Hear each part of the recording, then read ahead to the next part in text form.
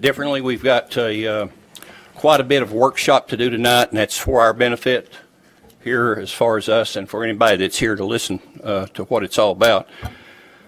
And so we're going to move the Citizens Forum to the back of the, so once we finish our workshop, then we'll have the Citizens Forum. So just want to let everybody know, because I think most of you are here to listen about the sign ordinance and the land use plan. So approval of the agenda.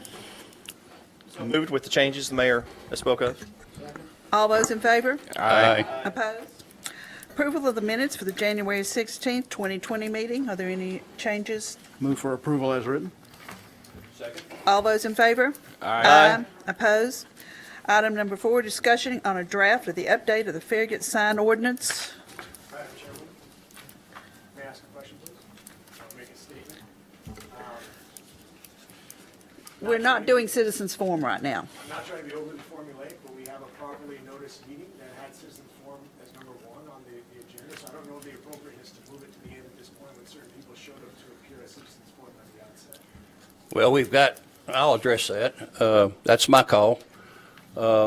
We've got quite a bit to do here with these 2 workshops, and that's the main part of our agenda. We don't have any business item on there. So just bear with us and you'll be heard, no problem. So that's a unilateral call the mayor just makes. I believe there are certain notice provisions that apply in this sort of quasi-judicial body setting. But we can deal with the agenda and amend the agenda in the meeting. We didn't change the meeting date or anything like that, so this is a meeting, and we will hold a meeting until it's over. You will notice that item number 2 is approval of the agenda, and we change agenda items all the time for the meetings. So this is nothing unusual or out of the ordinary. Okay, I apologize. No problem. We've been showing up on this issue of Pecos Road for 15 months now. I've got an infant at home. I anticipated being able to show up and leave, but I understand. I've been in government. I know how it works. I appreciate Don't worry, you'll be heard. I don't want anybody to think that they aren't going to be heard. It's just that we've got a lot to get through tonight, and A lot to get through. we need to get through that as a training. It's part of our training.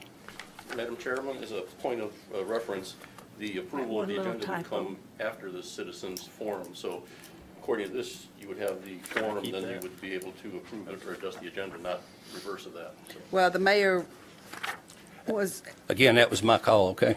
okay, I just want to go on record. I'm Tim Sayers, 12812 Pecos Road, that I think that's Thank really you. not a correct way to do that. thank you.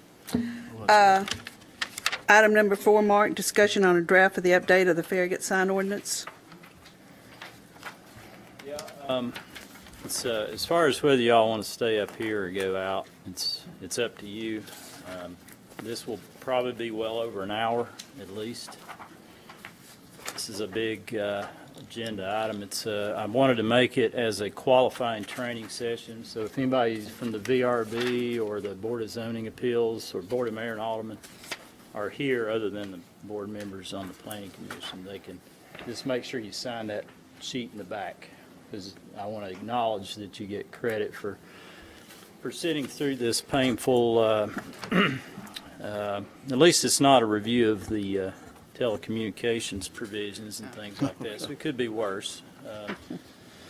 But anyway, I'm going to try to go through this. I've got a PowerPoint to try to summarize what we've done so far and the key provisions. Now, you've been working on this for, We've been working on it as a group, and I'll talk about that a little bit. We had a kickoff meeting back in April of 2019, and I had like a joint workshop with the Planning Commission, Board of Mayor and Alderman, VRB, and others that wanted to show up.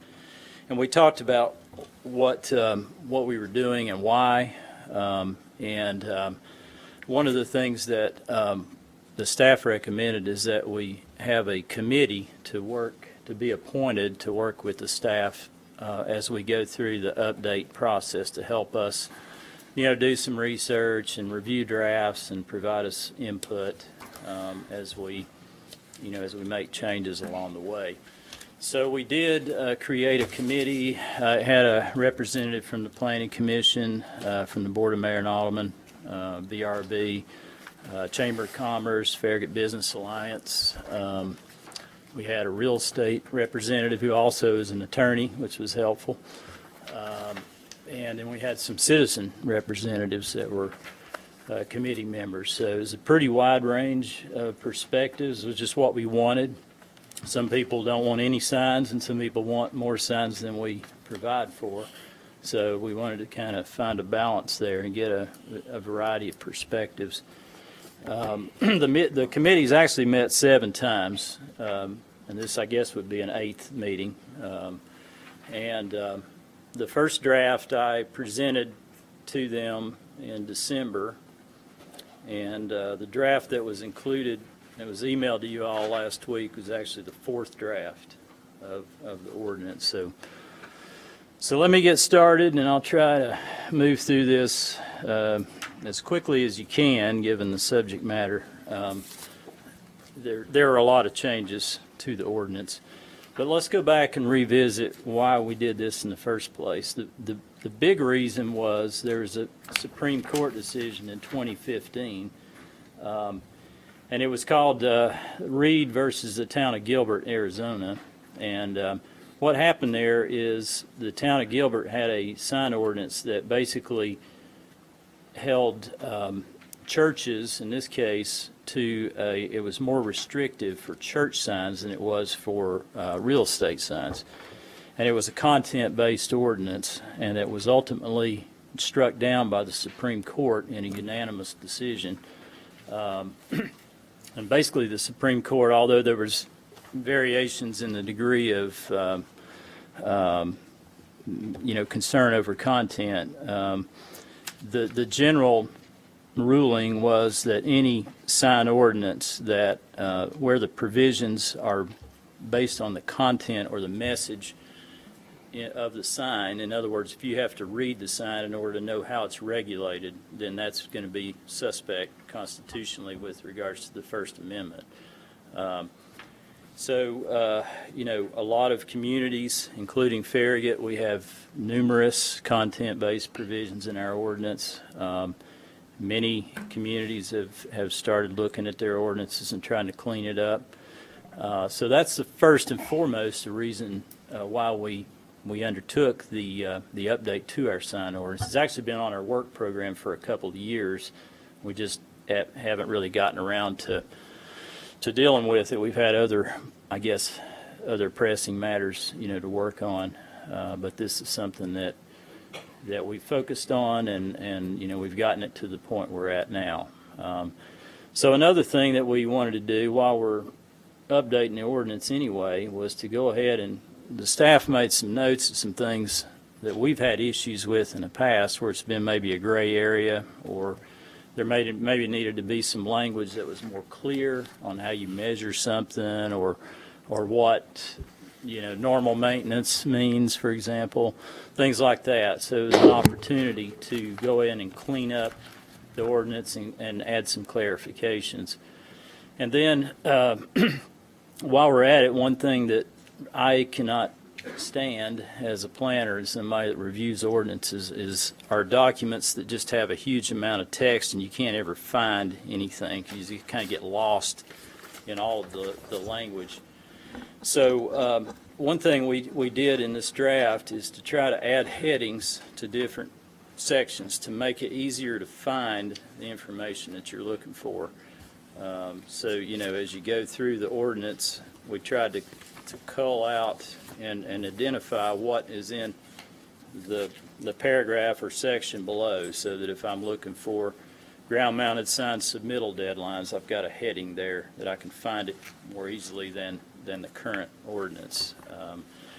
So something we're also doing in that regard is we're going to add some diagrams to the final product to show you like how you measure sign area, for example, or how you measure height on a slope, what's the interstate interchange right-of-way and what does that mean, things like that. And then maybe have a summary, kind of like an Excel spreadsheet that shows different types of land uses. Here's the types of signs that you are entitled to. So those are things that'll be in the final product. One thing that we did or at least from my perspective, I wanted to do is not really reinvent the wheel here. We didn't want to throw out our ordinance. We basically wanted to retain existing provisions that are working, that weren't content-based, that people seem to be satisfied with. So most of the physical parameters in the draft ordinance are pretty similar to what we have now. There's not a lot of difference. So what we did want to do is retain our longstanding standards with respect to sign regulation. You know, I'm very pro-business, but I'm also somebody that understands that you do have to have some limitations or it can get out of control. So there's kind of always a balance between the two, and that's what we're trying to do in this ordinance. We've actually provided for some signs that aren't currently allowed, and we'll talk about those in a minute and see if you like that or you don't, and we can take it out. It's just a draft.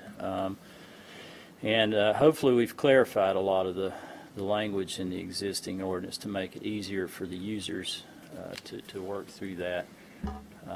And then another thing that we've focused on, and we'll talk about this a little bit later, are sign ordinance provisions that maximize our visual impact. So one of the things that we're talking about is requiring a 2-foot visible base on ground-mounted signs so that they can be tied more to the architecture of the buildings. Right now, and we'll look at some pictures later, but a lot of times because of our height cap and our square footage, you end up with large boxy-looking signs that are just a big, you know, rectangle of aluminum, basically on a tiny little base that you can't see. So things like that we wanted to address in the ordinance to make it hopefully better looking signs in the end result. So getting back to the Reed matter, which was really the overriding reason why we updated our ordinance. What we're talking about with content language, if you look at these two images, on the left is the current sign ordinance language as it relates to this is signs permitted in all zoning districts. And the words highlighted in red show things that are content-based, and a lot of these have, if you refer to the definition sections, it defines what a government flag is, for example. So that was something that we needed to clean up to be consistent with the Reed decision. So an example of what that same section might look like is on the right, where you're really just talking about, you're either more broad language that doesn't really talk about content. It's either public safety related, government related type of language, like, for example, permanent and temporary parcel signs instead of political signs, and landscape award signs and environmental award signs and things like that. Mark, what is an example of a permanent parcel sign? A permanent parcel sign in the context of this draft ordinance is only a 2-square-foot house-mounted sign. Okay. And it's a First Amendment issue. Somebody can put a 2-square-foot plaque on their house, and they can put whatever message they want to on that. And that's the permanent parcel sign, as it would apply to this particular ordinance. Okay. Thank you. Some other things that we looked at, and if anybody has any questions as we work through this, just stop me, is trying to reorganize the ordinance. For some reason, the ordinance that we have right now, it starts out with the definitions, and that completely illogical with the ordinance structure. So what we are proposing is to put the authority and purpose statements at the beginning of the ordinance where they should be. And then again, we talked about the presentation, making things easier to find. In that purpose statement, it's really a very important section of the ordinance. It ties kind of the regulations to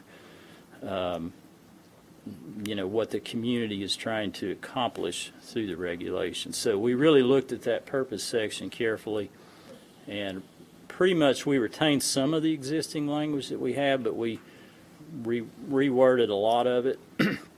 And then we also specifically have, to be compliant with READ, some language about it's not the intent of this sign ordinance to regulate the message displayed on any sign. So we wanted to make that clear in our purpose statement. A couple of things that we added to the ordinance, and these are, at least the first one is very common in a lot of ordinance, and that's a severability section. And what that is basically if some section of our sign ordinance is found by a court of competent jurisdiction to be invalid, it doesn't throw out the whole ordinance. So that's what that's about. And then the substitute section is basically something that's been added to enhance our standing in relation to the Reed decision. And that is that if you, wherever you have a commercial sign, you could also substitute that message with a non-commercial message.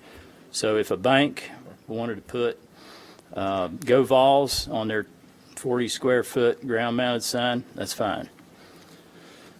So again, we're not really worrying about the message on the sign. We're concerned about the physical aspects of the sign. So What about legibility, Mark? I mean, that's something that the VRB has dealt with for a lot of years It's what on now? signs. Legibility.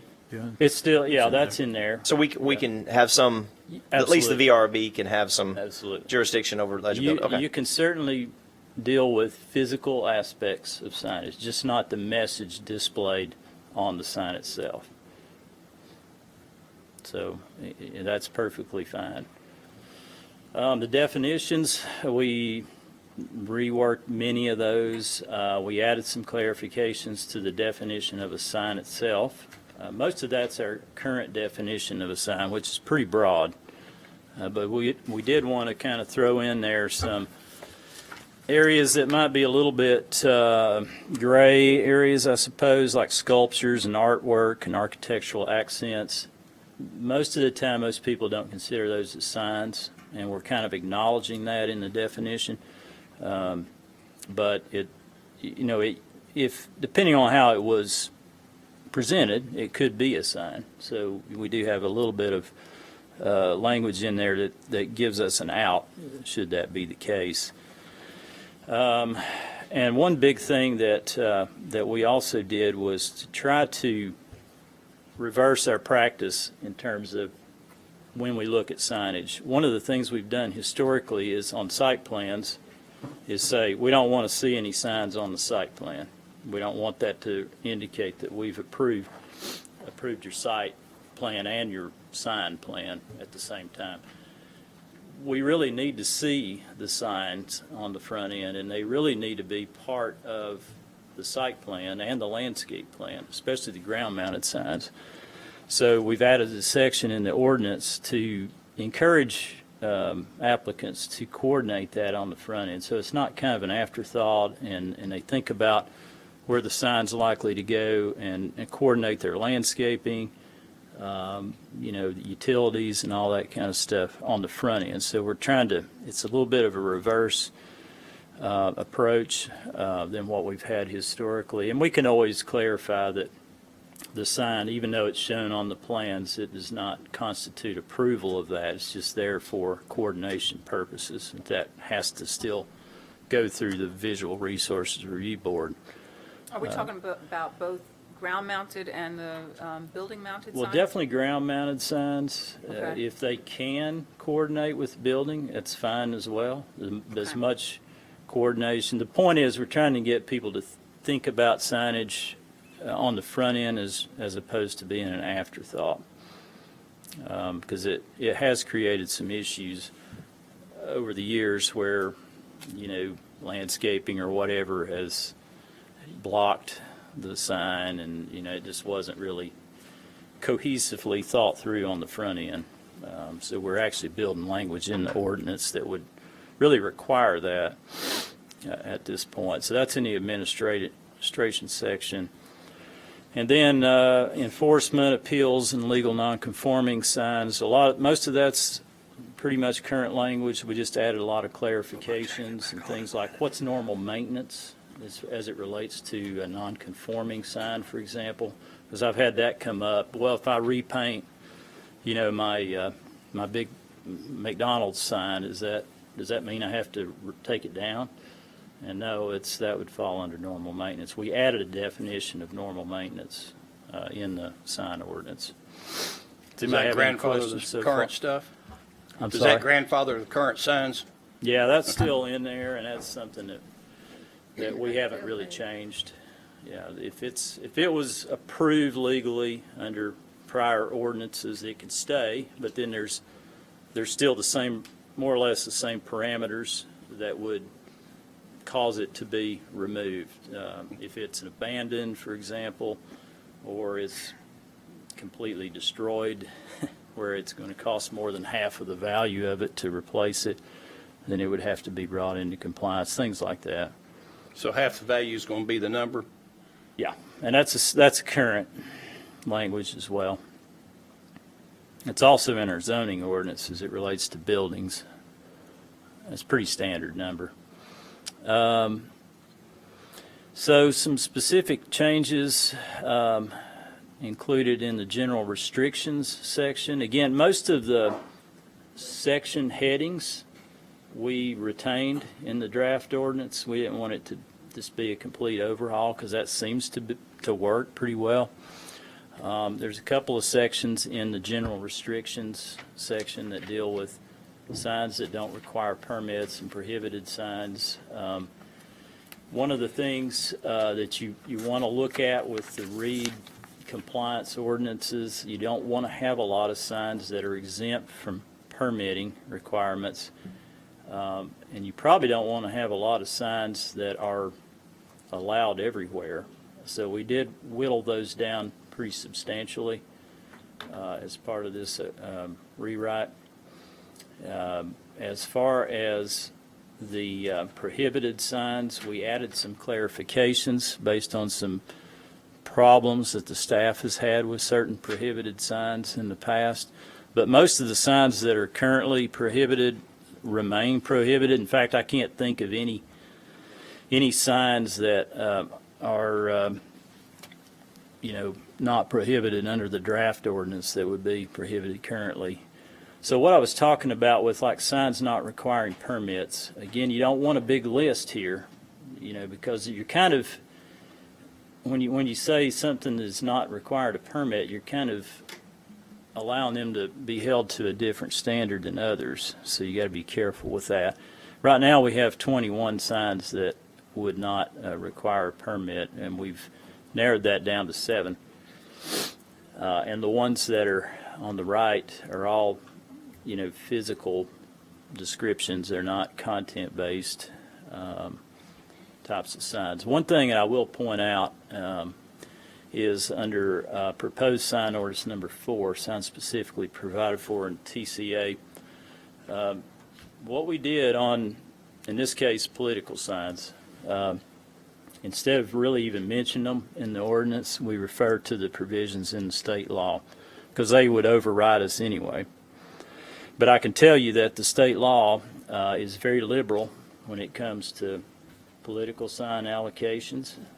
So this could be something that you might want to discuss with your legislator if this becomes an issue. You mean a politician? With your politicians, whoever you want to discuss it with, because they're pretty very different than our current political sign provisions, and homeowners associations cannot regulate them either. So it's pretty broad.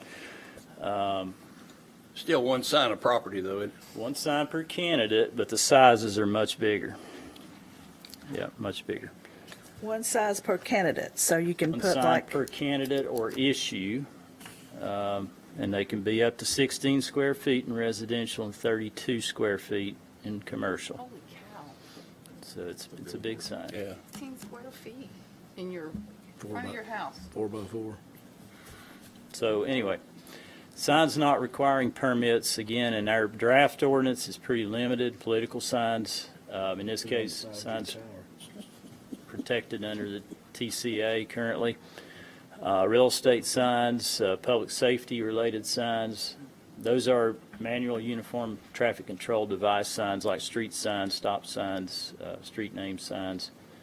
And then in the lower right, it's hard to see that, but window signs. Window signs are not. We'll talk about window signs. We simplified that just to make it easier to enforce.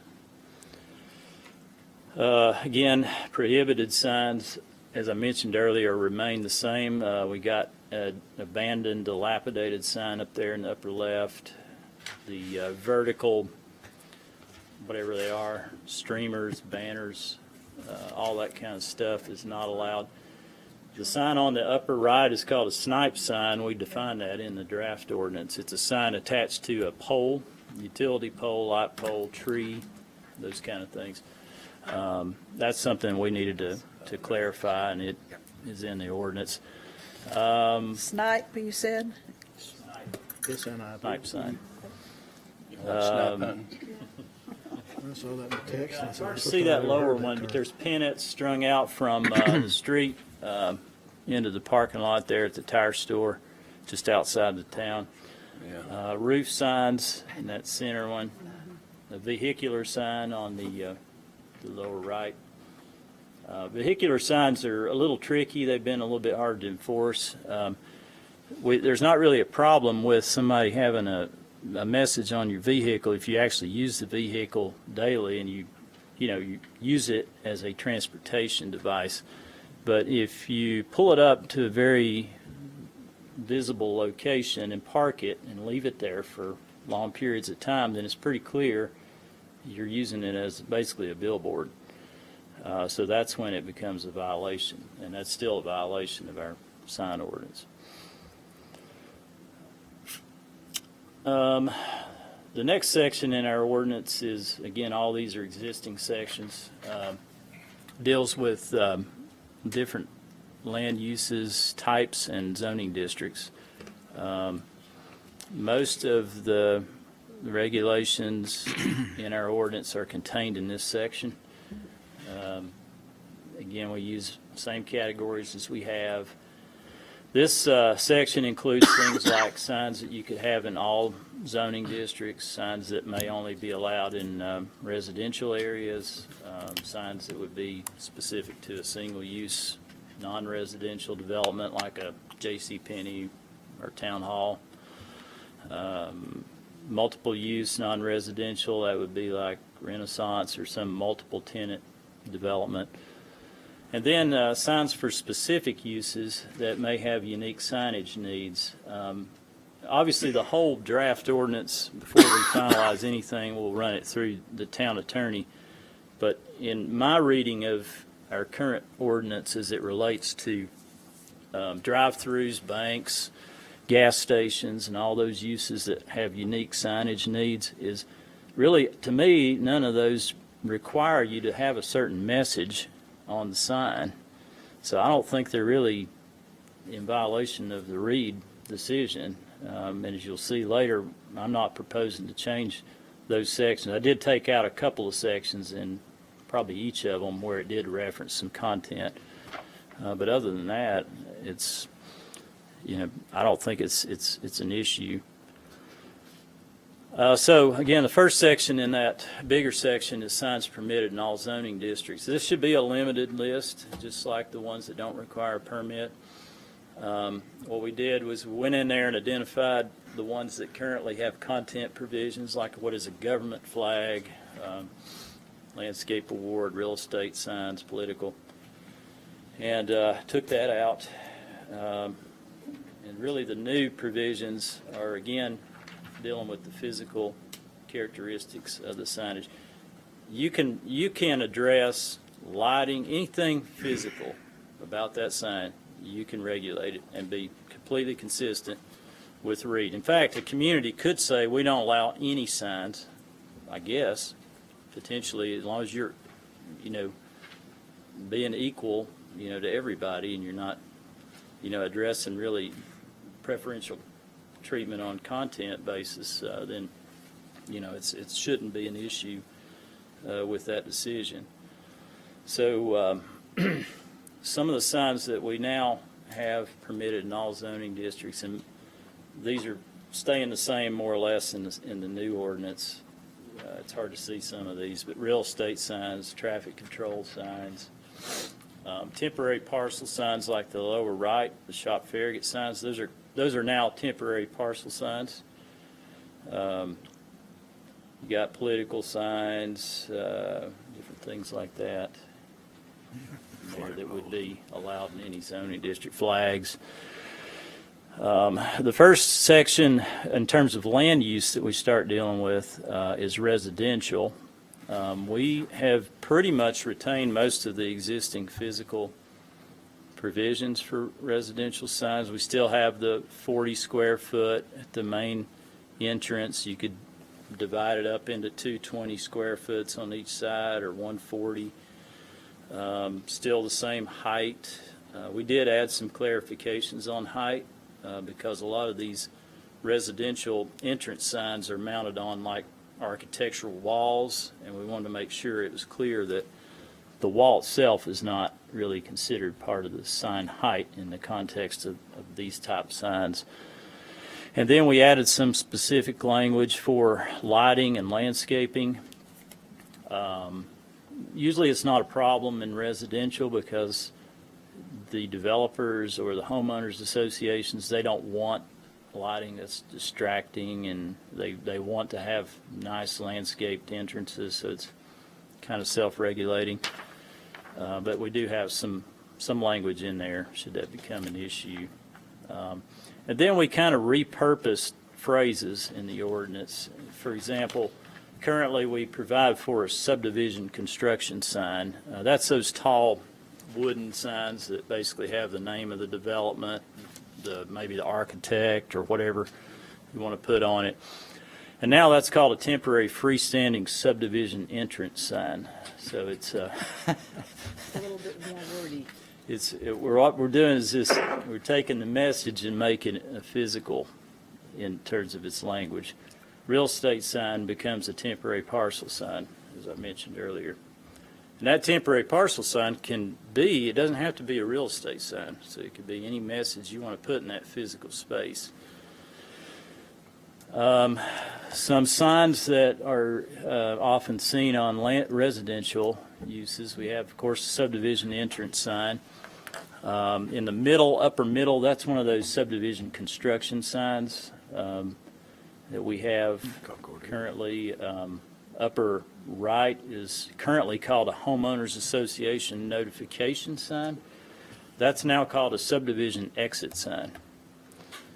So again, and the association can put whatever message they want to on that exit sign. They could say, this draft ordinance is crap, or whatever they want to put on that. It doesn't matter. Which one are you talking about? Well, any of them really, but the one I was talking about specifically is in the upper right.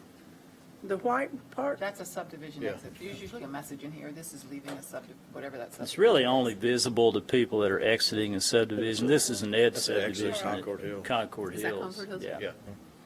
Yeah, Sugarwood has one too. It's basically for, yard sales and garage sales. Yeah. And River House. Before we changed, provided for that sign, they just stick some flimsy thing out there, and, we tried to provide for an opportunity to have a better looking sign, basically, is what that is. We did address a situation where maybe a developer wants to put a subdivision entrance sign in the public right-of-way, like Brookmere. Came before the Board of Mayor and Alderman. We have a process now in the ordinance draft for that they still needs to really be part of their streetscape plan that goes through the Planning Commission, and then it has to go through the Visual Resources Review Board and of course the Planning Commission before it then goes to the Board of Mayor and Alderman, because the board is the only one really that can legally authorize the use of public property, since you all have control over that. So, anybody have any questions so far? Next section is for single-use non-residential. And that's going to be, again, stuff like JCPenney or the Town Hall, Wendy's, those kind of establishments that are just a single-use type development. Most of the physical requirements are unchanged. It's still up to 40 square feet, 6 feet in height. We do provide for all ground-mounted signs to have an additional 1 foot to encompass the addressing. And we have some language in the current ordinance that provides for that as well. We did add, in relation to ground-mounted signs, some specific requirements for landscaping, the lighting, especially if it's external, sign base requirements, and compatibility. One of the slides I was talking about earlier in the ordinance, we wanted to try to develop provisions that would encourage more attractive-looking signs, I guess. And one of the things that we were finding, especially on some of these bigger ground-mounted signs, was that really because of our regulations as they're worded right now, we were ending up with signs that probably could have been a little more attractive if we'd had some different provisions in there that would actually allow them or require them to have more of their base exposed so that it would tie it better to the building. So we've added a requirement in the ordinance that you have to have at least 2 feet of visible base above grade on all ground-mounted signs. And it has to be architecturally compatible with the principal material on the principal building. So we'll look at some examples of what I'm talking about here in a minute. And those street numbers, can they be the bottom of the top or the side, or does it Still have matter? to be at the top. Top They still have to be at the top, and basically instead of having the range that we have right now, 8 to 15, I've just acknowledged in the ordinance that I've never seen anybody put any up that were more than 8. So it's 8, and 8's what's in the ordinance. It just has to be 8 inches, and that way, because the 15-inch address number would look kind of tacky to me. That's pretty big. So I just basically put in there acknowledge really what people are doing in that regard. And again, similar to all the other sections, we rephrase words to get the content out of them, like construction signs and real estate signs now become temporary parcel signs. So what I was talking about with the sign base, this is a nice looking sign, Wendy's, at least in my opinion, because one of the things they did here was they have a lot of base that's visible, and it's tied to the brick that's on the building, so there's some of this kind of cohesion between the two. And those are 8-inch letters, numbers? Yeah. Okay. Yeah. Now, whether the address, probably could have been framed a little different, and we provide for that. We don't penalize people in the draft ordinance or even the existing ordinance for trying to maybe frame that upper part and make it more maybe part of the rest of the sign instead of kind of a plate attached to the top. It's visible. It's Visible. Yeah, and we wanted to keep it the same as what we've had in the past because everybody's used to looking at the top of the sign and seeing the address numbers in the town. And I get a lot of compliments actually about that, that people like the fact that we do require that. They can always tell roughly where they're at in relation to, especially around Kingston Pike, for example, to see whether they're in the 11,000 block or the Yeah. whatever. Yep. So that's why we're trying to encourage something like that. And I'm not picking on these signs. I'm just showing these as an example. These are signs that comply with our ordinance as it's currently written, but in the case of like this sign at AT&T, it's 40 square feet, but you don't see any base, and it looks like just a big aluminum box, really. And it's not their fault. They build it to basically what the ordinance allows. But what we're trying to do is discourage that by allowing, really requiring them to put the base in and then to give them an additional foot of height to accommodate the address numbers. Same way with Verizon. It's not a bad looking sign, but there's not much of the base there. I do like what they did with the address numbers on that one. Temporary parcel sign, it's not a real estate sign. different way of looking at these things, I guess. But let's see, what else? We went in and modified and clarified some of the language with wall-mounted signage. This is, again, in the single-use non-residential section. Really try to be very clear on sign area and how it's determined, and the width of the building, how you measure that. We'll have some diagrams in the final document to better illustrate that. And then a question really for you all to think about is signage on corner lots. One of the things that we've had some questions brought to our attention, like, Walgreens, most of the Walgreens front on 2 public streets, but O.R.N.L.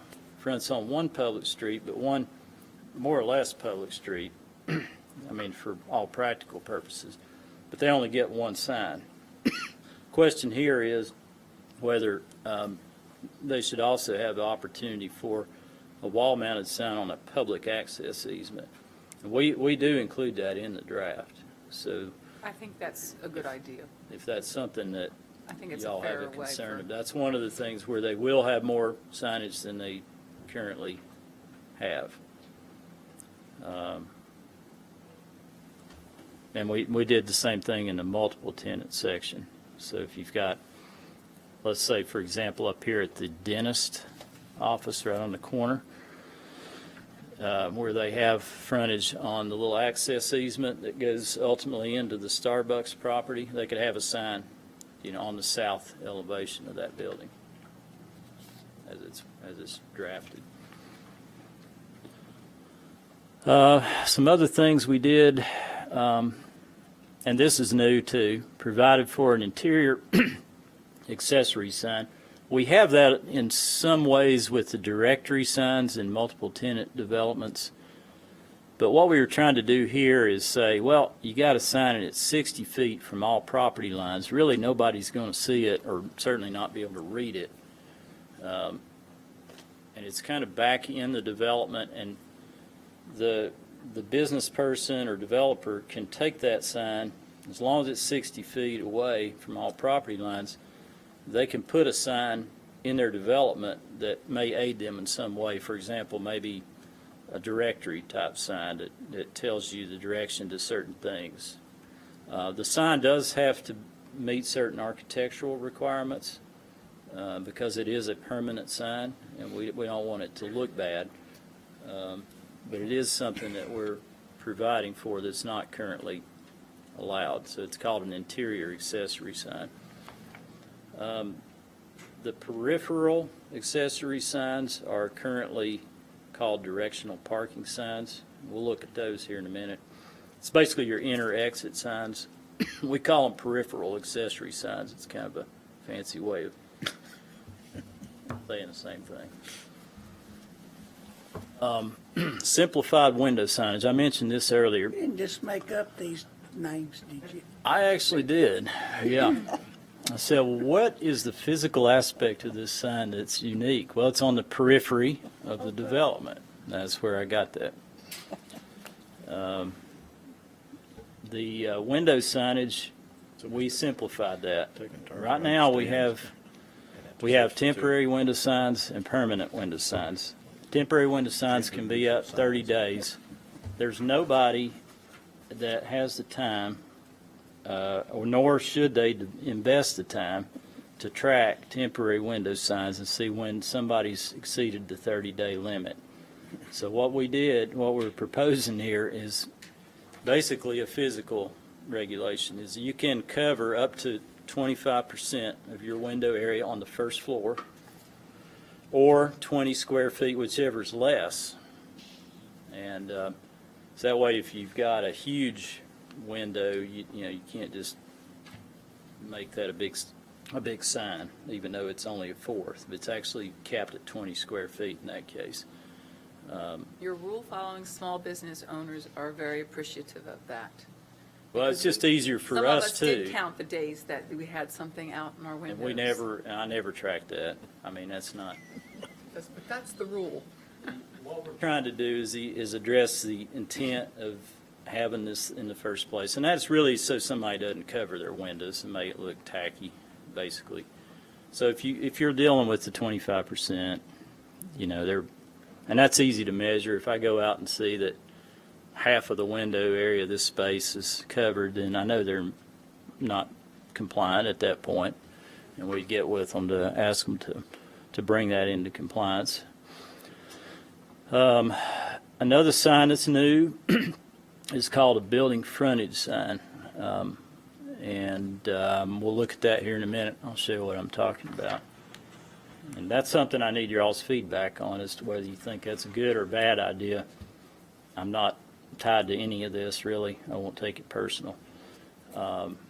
Modified interstate pole signage, we made that a little bit more restrictive than what it is right now. Those are still allowed, but the ones that could qualify have to be within 250 feet of the interstate interchange. Now it's 500 feet from the establishment to the interchange. So it's not a big difference. There's 2 properties that would qualify under the draft ordinance that don't currently have one. And all the other ones that have an interstate pole sign are not non-conforming with this provision. They would still be within the 250 feet. So I checked all that. Athletic field signage, basically what I did there was just say if you can see it from any public right-of-way or property line, and it needs to be taken down, non-county related, because you can see all of the baseball field signage from Kingston Pike. That's county property, and we really can't regulate that anyway. So we acknowledge that in the ordinance. It's non-county. And then flags, flags and banners. It's a gray area. That was a comment that one of our committee members made to me, and I think it's a very good one.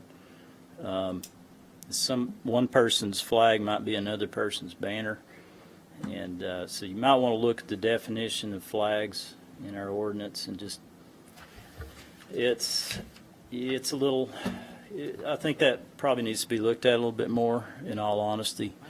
But the bottom line is, we are providing for flags. We're not requiring them to get a permit, but it's the flag in this context.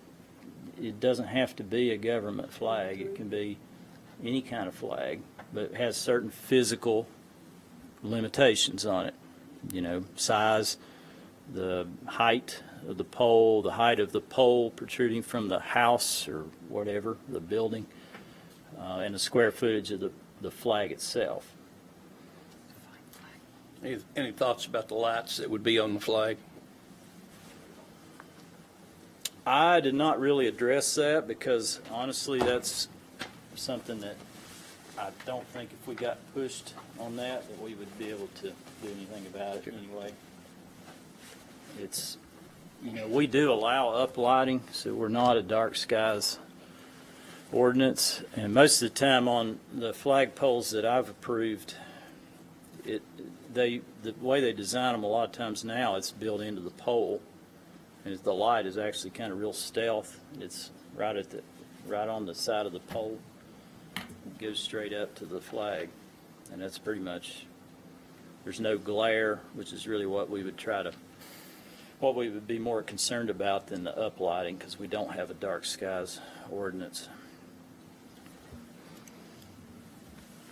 I feel like I'm going through this fast. Y'all don't have any Good. questions here.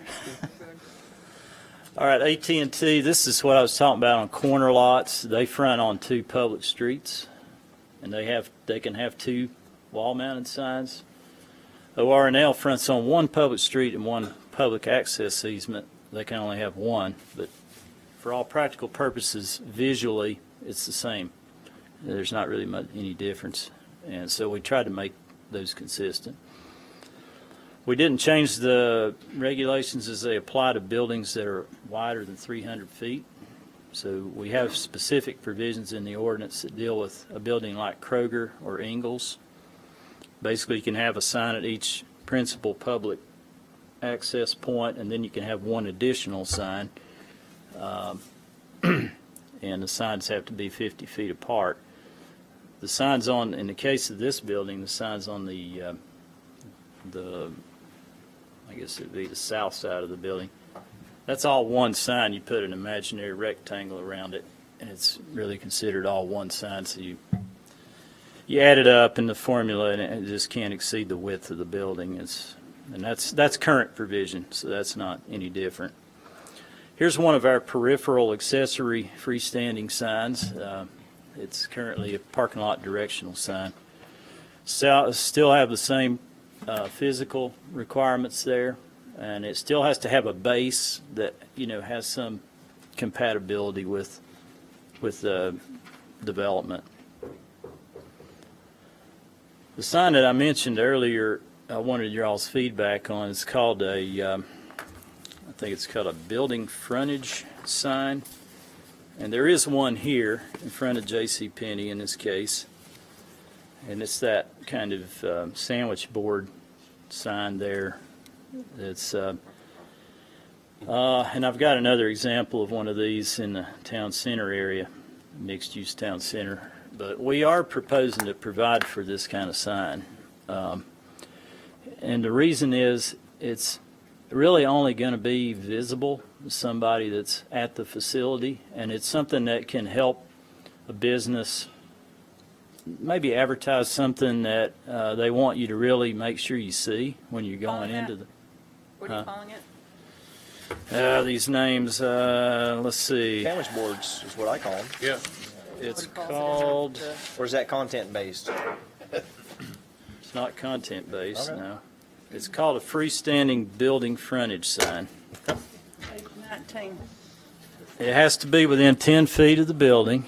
Oh, there you go. It cannot obstruct pedestrian facilities, cannot interfere with or cause the removal of landscaping. It shall only be readable by pedestrians at the building frontage of the development, and it has to have some kind of non-flexible material, so banners and streamers and balloons and things like that are not allowed. So this kind of material would be okay, or like a traditional sandwich board sign would be okay. What about height and square footage? Do we have that covered in there? If we don't, I think we do. We should. Trying to remember. 4 feet in sign area and 4 feet in overall height. Okay. Okay, yeah, good. I just missed that, yeah. 6 square feet, 4 Address feet. ADA on that, or just the, I haven't in the draft so far, no. But we do say that you cannot obstruct pedestrian okay. facilities. Because there may be, a lot of these centers don't have enough physical space for this kind of sign. JCPenney does, and there's some others that do. Those that have a wider sidewalk and are really generally going to be more pedestrian targeted. Does everybody seem to be okay with that one? Mm-hmm. Yeah. It's a new sign. Here's our interstate interchange pole signs. Again, the only thing we changed there was the distance from the interchange. This would be depending on where I'm standing. If I'm standing on a property line or a public street, that would be in violation of the draft ordinance because it has a display on it. So I don't know how y'all feel about that. We don't have many of these in town, and that one would be grandfathered in, obviously. So I don't really think it's going to be a big issue or an issue at all, frankly. Is that sign in the town? I don't know. Some of these signs I didn't take pictures of, so I'm not sure where not she... at Farragut, so. Might be. What? Yeah. Okay. Okay, well, Okay. He's in the town then. obviously it's not been a real problem to me. Oh. Because I didn't know it was even in the town, so. It may not even be visible from anywhere except when you're on the property, and then it would be okay. Why it would be an issue Flags, anyway. we talked about that. You can have 2 per pole in most cases, up to, depending on whether it's residential or commercial. These are commercial, 25 square feet each, 25 feet in total height. And it doesn't matter what flag you use, although there might be some that would be considered offensive, but that has to be as defined by the Supreme Court. The next category is the multiple use non-residential. This is our multiple tenant buildings, and this, we've changed some things here we need to talk through. Most of the general physical requirements are pretty much the same. We still cap the sign face as 60 square feet, as it is currently. We do add for some specific language for addressing, landscaping, lighting, sign base requirements we talked about earlier with the 2-foot visible base, and compatibility. What do we mean by compatibility? Legibility also is addressed here because we have the multiple tenant signs in these multiple tenant developments. So one thing that we looked at as a committee was what if you got a big development that has more than 10 tenants and it has a lot of street frontage? We're providing them with an option. You can have 160 square foot sign for up to 400 linear feet of street frontage, and when you get to your next set of 400 feet of frontage, you can have another one as long as the 60 square foot signs are at least 350 feet apart. In lieu of that, you could do 240 square foot signs on that 400 foot of frontage, and those two signs would have to be 150 feet apart. But again, the only entities that would qualify would be those that have more than 10 tenants and more than 400 feet of frontage. But it does give them a little bit more opportunity to not really, we kind of looked at maybe increasing the sign face area. But I think the general thought was maybe allow physically another sign, but maybe smaller than what would otherwise be allowed as Mark, an option. Does this solve any of the street visibility problem for the West End Shopping Center? The West End Shopping Center is kind of an anomaly. It's a challenging. It's very development challenging. because it really doesn't have much Put a Kingston sign. Pike Yeah. frontage. And In it fact, doesn't- actually, the parcel that's out there at West End and Kingston Pike is actually the town's property, I think, part of that. So they really don't have a lot of visibility the way it's set up, unfortunately, for them. So it really wouldn't help them much. It might help a development like the Swan Farm development, or somebody that's going to have a lot of frontage, maybe a town center development or something. Okay. Could do that. So what the thought was, we're trying to encourage maybe more visible tenant panels too. So instead of trying to cram all your tenants on 160 square foot sign, maybe look at splitting them up and including some of them on each 40 square foot sign, so that it's more effective for the businesses in the center. So like where your center, you could probably have two 60 square foot signs actually out there if the owner wanted to put those up. Yeah. So how do y'all feel about that as an option? Is that I think it's fair, but Makes sense. it's still a struggle for some of our, West End's just the one I keep thinking about. They lack such street visibility, even with all those cars that pass by them going to and from the schools. that's a challenging center, yeah.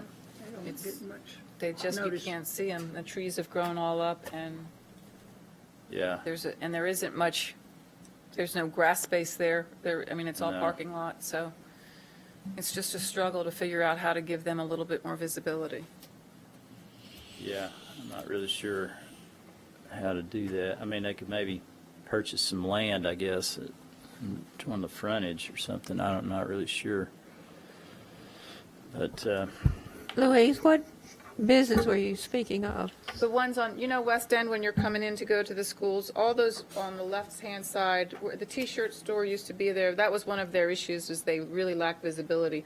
Most of those stores, I think what we're finding is more services are moving in there because retail has a struggle there. because it has no street presence. Yeah. So, yeah, yeah. You could do that. About the design of the. Yeah, you could do that. Yeah, you might be able to put more signage on West End Avenue itself. That might be, Okay, we got to look at that. that's figured if maybe a there's something we could do possibility. for I have to them. look at that in more detail, but as far as Kingston Pike visibility, it Yeah. probably wouldn't. Well, Yeah. they have one sign, but everybody blows by the dry cleaners, but you really can't read that. I Oh, mean, it's that's, all- yeah. Yeah, that's not, Unless you're sitting at the light. In some not- developments, it's got the signs in the median.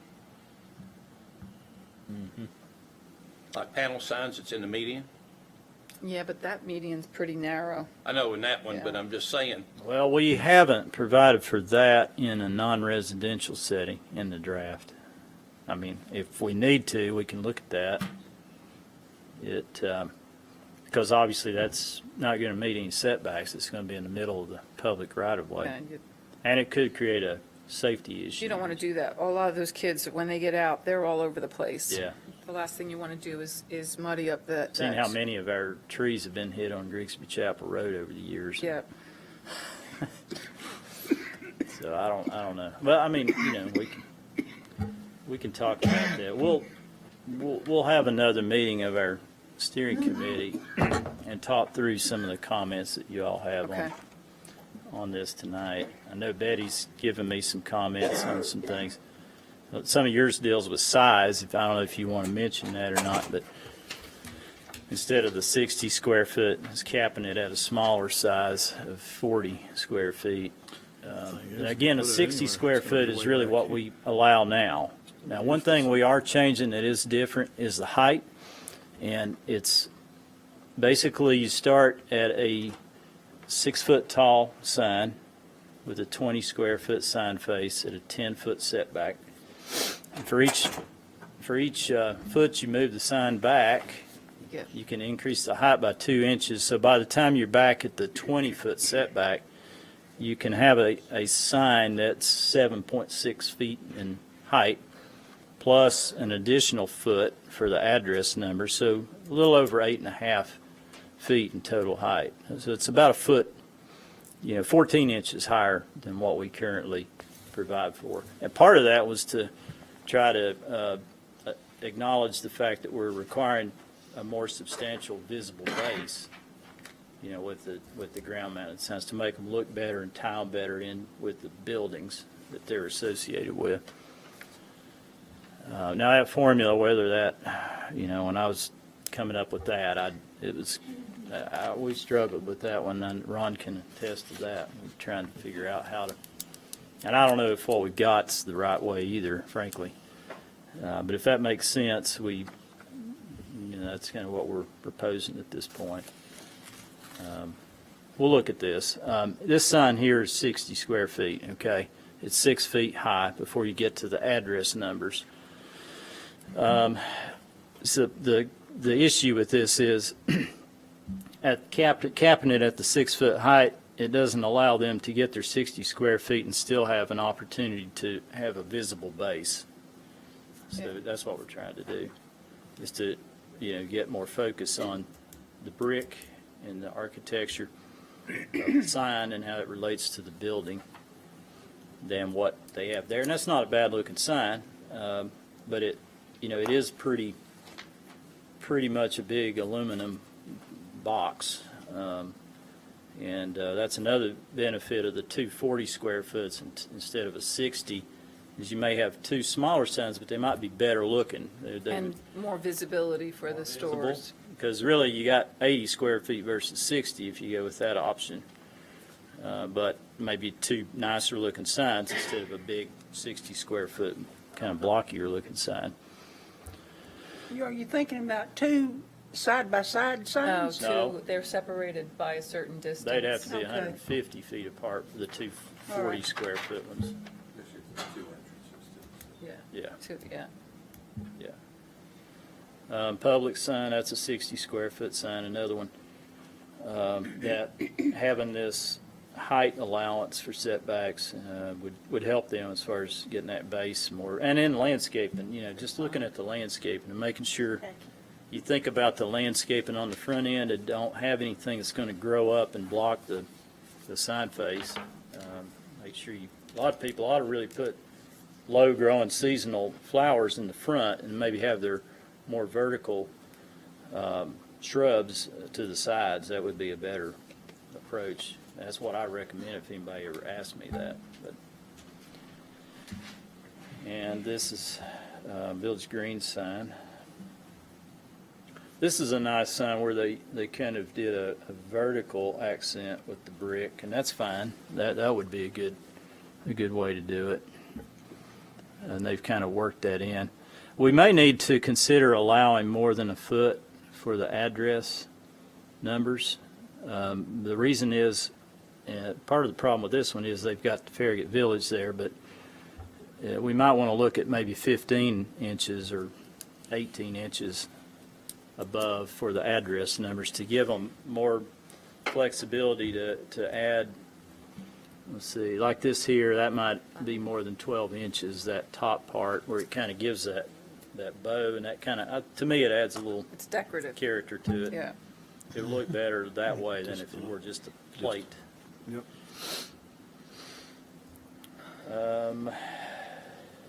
This is a real estate sign, and Temporary parcel sign. yep. And what we did with real estate signs is they're an additional temporary sign. You can get the 4 temporary signs per year that are approved through the temporary sign permitting process, and then you can have an additional real estate sign. That real estate sign can be up until 2 days after the termination of the event. And the way I worded that in there was that if the sign administrator, which is me or Bart or someone like that, feels like this real estate sign has been out here for 10 years and it's faded, and I question whether there's been a termination of the need for this, and it's a burden of proof is on the real estate individual to prove that that's still a relevant sign, because it's hard to tie a time frame to a real estate sign, especially in commercial, because it's really just impossible. So that's why we provided for it like that. Was Jennifer Roach on your sign Yeah, committee? she helped with all that. Okay. Yeah, and she was very pleased with this latest Yeah, draft. I got that email from her. Wall-mounted signage. We already talked about that. Interior accessory sign. That's basically the same thing as a directory sign that's currently allowed. A couple of signs that we are providing for in the mixed-use town center area only are building frontage signs in multiple tenant developments and projecting signs. We'll look at those here in a minute. One thing that we are proposing to change is on a shared entrance multiple tenant building. This is over east of Click's Funeral Home. And the way that this type building is allocated signage, they have one common entrance, but they have numerous entities within the building. The way it's worded right now is you take the width of that building, let's say it's 75 feet, and you get a 1-to-1 ratio of sign area to building width, 75 square feet of sign area, but it's one 75 square foot sign. So what that means is the way we calculate sign area, you have to put a single imaginary rectangle that's no bigger than 75 square feet within which all the signage has to fall. So that's why the Melrose and the Edward Jones are close together, because the further you spread those out, you're counting all that void space in between. So what we're proposing to do is kind of treat it like a regular multiple tenant development. We know it's different because you may have a sign that's over part of the building where that tenant may or may not be, but we're saying basically you got 75 square feet of signage. Each sign is going to be looked at individually. So you can maybe have 3 25 square foot signs that could be placed on that building frontage. They still have to be compatible with each other and with the building. That's still in there. But it gives them more flexibility. If they still want to do it that way, that's fine. Or if they want to spread it out and, cover different parts of the building, that's fine as well. Like So that, Edward Jones could be on the right side it could there. be, yeah. Yeah, it just gives them a little more opportunity, flexibility, to do something a little different than what they've been allowed to do in the past. Is everybody okay with that? Does that make sense?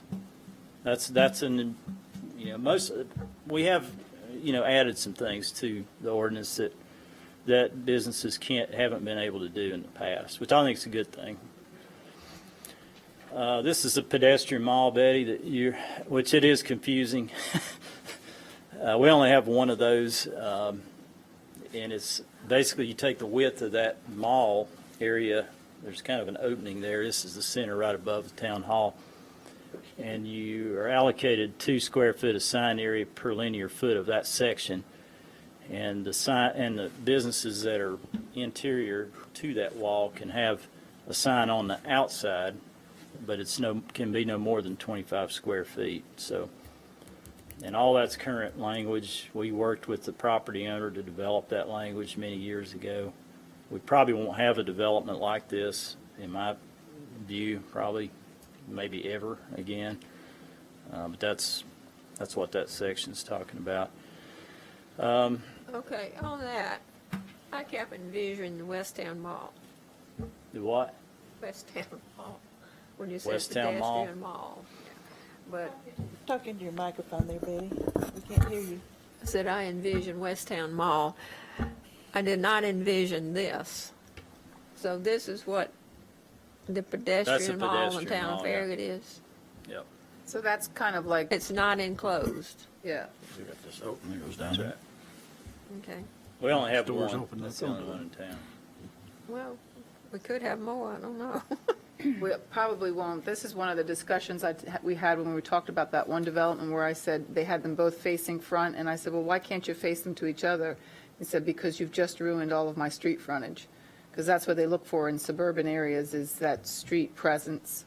So, most people don't even realize that there's stores in there when you go into that section, haven't- so. That was the idea, is Been to try to around get a them, while, most people know, but new people I can see would not know. some representation on the outside where you can see it. Yeah. A big thing that's in our current ordinance, and we are much more clear, in my opinion, in the draft ordinance of what we're talking about with compatibility, and that's in these multiple tenant developments. And this has been something the VRB, I know, struggles with, and because it is it's tough to deal with this. But the idea is that in these multiple tenant developments, you want to have a general consistency. You want to give the businesses their individuality, but not have a situation where it's a real hodgepodge as you look across the frontage. I'm And- thinking about what's going to happen to the new Ingalls Yeah. redevelopment. Well, they would be consistent. They would need to be consistent. Yeah. It's all going to be new signs. My struggle with this is that there's 3 different colored awnings there. Yeah. That's what yeah, irritates and me awning's about not that. really considered a sign.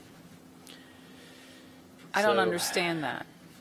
I don't understand what the business, the people that own the Oh, they building would would have want different- that. Yeah. No, I don't either. Yeah. Yeah, I would have a consistency if it was my building, but probably black. But here, these are signs that they have individuality, but they are generally consistent if you look at them across the front. Something we've addressed in the ordinance, and I don't know if this is a good way to do it or not, but some of these older centers like Village Green Shopping Center, they have kind of a hodgepodge of signs out there. All different styles, colors, materials, illumination.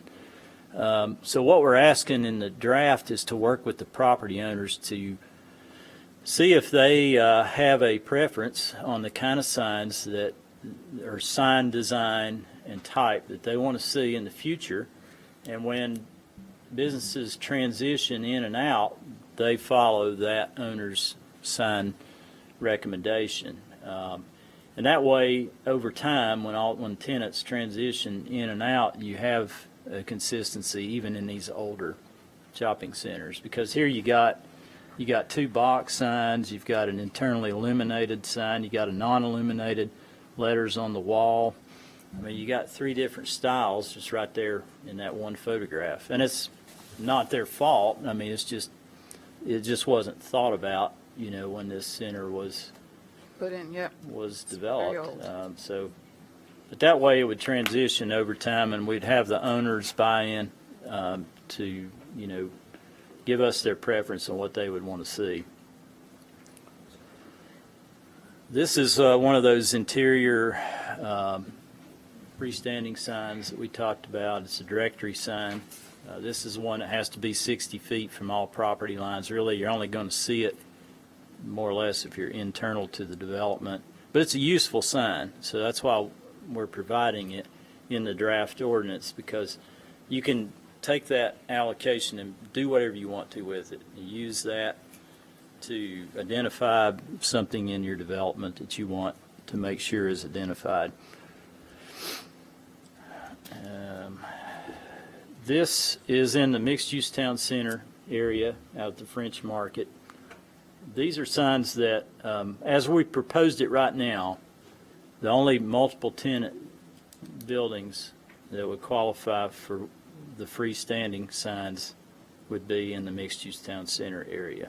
Now, that doesn't mean that's the way it needs to be, but that would be the case as it's worded right now. And the reason for that is that's a much more pedestrian-oriented environment. However, I could see other developments, like, for example, Renaissance or something, that, is a pedestrian environment once you get back there, utilizing the sign like that. What our concern was in a multiple tenant building as opposed to JCPenney, you could end up with a bunch of these things across the frontage of the building, and that could compromise the some objectives of your sign ordinance. Whereas in like a downtown or a town center setting, you're kind of wanting to engage that pedestrian. So you actually want to have signs like that in a mixed Well, use it town. makes sense to be in the neighborhood convenience commercial as well then, because that's the same Yeah. philosophy there. Yeah, that makes sense. Yeah.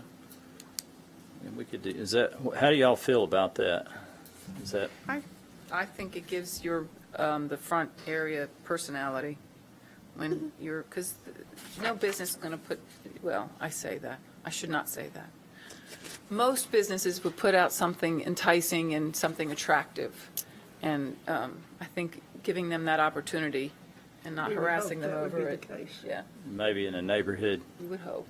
So the mixed-use neighborhood and mixed-use town center land use areas, because the mixed-use neighborhood's going to be where your neighborhood convenience commercial is. Are we talking land use designations or zoning? It's land use in this Okay.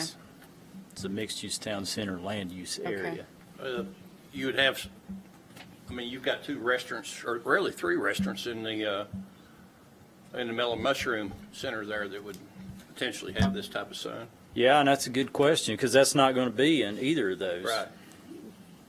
I'm not really opposed to that. I guess the concern was, You just don't want it to be an obstruction which is in the well, ordinance. in a multiple tenant building, instead of one at JCPenney, you might be looking at 10. But they do that already because, And maybe it's not an issue. what's I her don't- name? The Amish Excellence, she has her rocking chairs Yeah. out there and she always has a sign out there. I think it's nice. Yeah. They do a nice job there. Well, we can There's a sign on the provide building, for too. that for each tenant if y'all want. Yeah, Water to But Wine's she got a does chalkboard that, where Yeah. they put the specials on it. Yeah. We don't really ever deal problem with with that. those. Yeah, they're not allowed under our ordinance right now, but it's not, as long as it's not like wind activated or something that can get deposited out Do in they the leave street. enough room for, to be Well, ADA that's something that we compliance? do want. Yeah, we would have to, you'd have to keep that sidewalk clear. Are you talking about like this one There's a in front of French Market? That adds character to Yeah, it, that's a freestanding building Well, it's frontage. So, communication. yeah. because you see that all over France. We can provide for that, and if, I guess, if it becomes an issue, we can But deal also, with it's it. a safety to get in emergency, Yeah. in case you need that. Hey, you wouldn't want it to where you couldn't move it. Yeah. That's right. All right, well, we'll, Yeah. that's fine with me. And then also the projecting sign in the mixed-use town center. And I think that probably ought to just be in the mixed-use town center or the mixed-use neighborhood. Because that's Yeah. really pretty much pedestrian-oriented, you know, it's kind of like our under canopy signs that we provide for now, like in Village Green Shopping Center. And we're still providing for that one, not changing that. And then finally, the last section, and we'll be finished with this one, would be those type of zoning districts or uses that might have unique signage needs, drive-throughs, gas stations, large medical complexes, campuses. We only have one of those, obviously. We may not have any more of those. But banks, you know, the automatic teller lane stuff. The way, when I read the current provisions that we have, even for like menu boards, yeah, you got a physical menu board, but I don't know that you have to put the menu on it. I mean, we might need to tweak that one a little bit, but it doesn't say you have to provide for a menu on your menu board. It says, well, you probably would want to put the menu on there, but I'm just saying in We terms can't of tell them they have to. content neutral setting, You mean by law? Okay. Yes. by law. I mean, I'm sure they wouldn't put anything other than a menu on it, but the gas canopy signs, because gas canopies are unique to gas stations, and it's reasonable that they have a sign on them. In this case, it's the Kroger logo. And those are the same size provisions that we have now. Car washes at gas stations. The little signs that are on the gas pumps are still provided for. It doesn't matter to us what the message is on your gas pumps. One thing that I know Betty brought up was some of these gas stations are bad about having videos and audios. I don't know if that's really a sign. It probably is something we don't want, I'd imagine, but we can put that It's more in. advertising. It's more advertising. Just like a TV station Yeah. on there. No. You know, I don't know if y'all want us to try to do something with that, or if it's not That's- worth it. That's digging in deep. Yeah, that's, It doesn't matter to me. We don't have to deal with that at all. there's It's, enough noise and everything was just coming and going out of the gas station. That's the least of Yeah. my worries. There you go.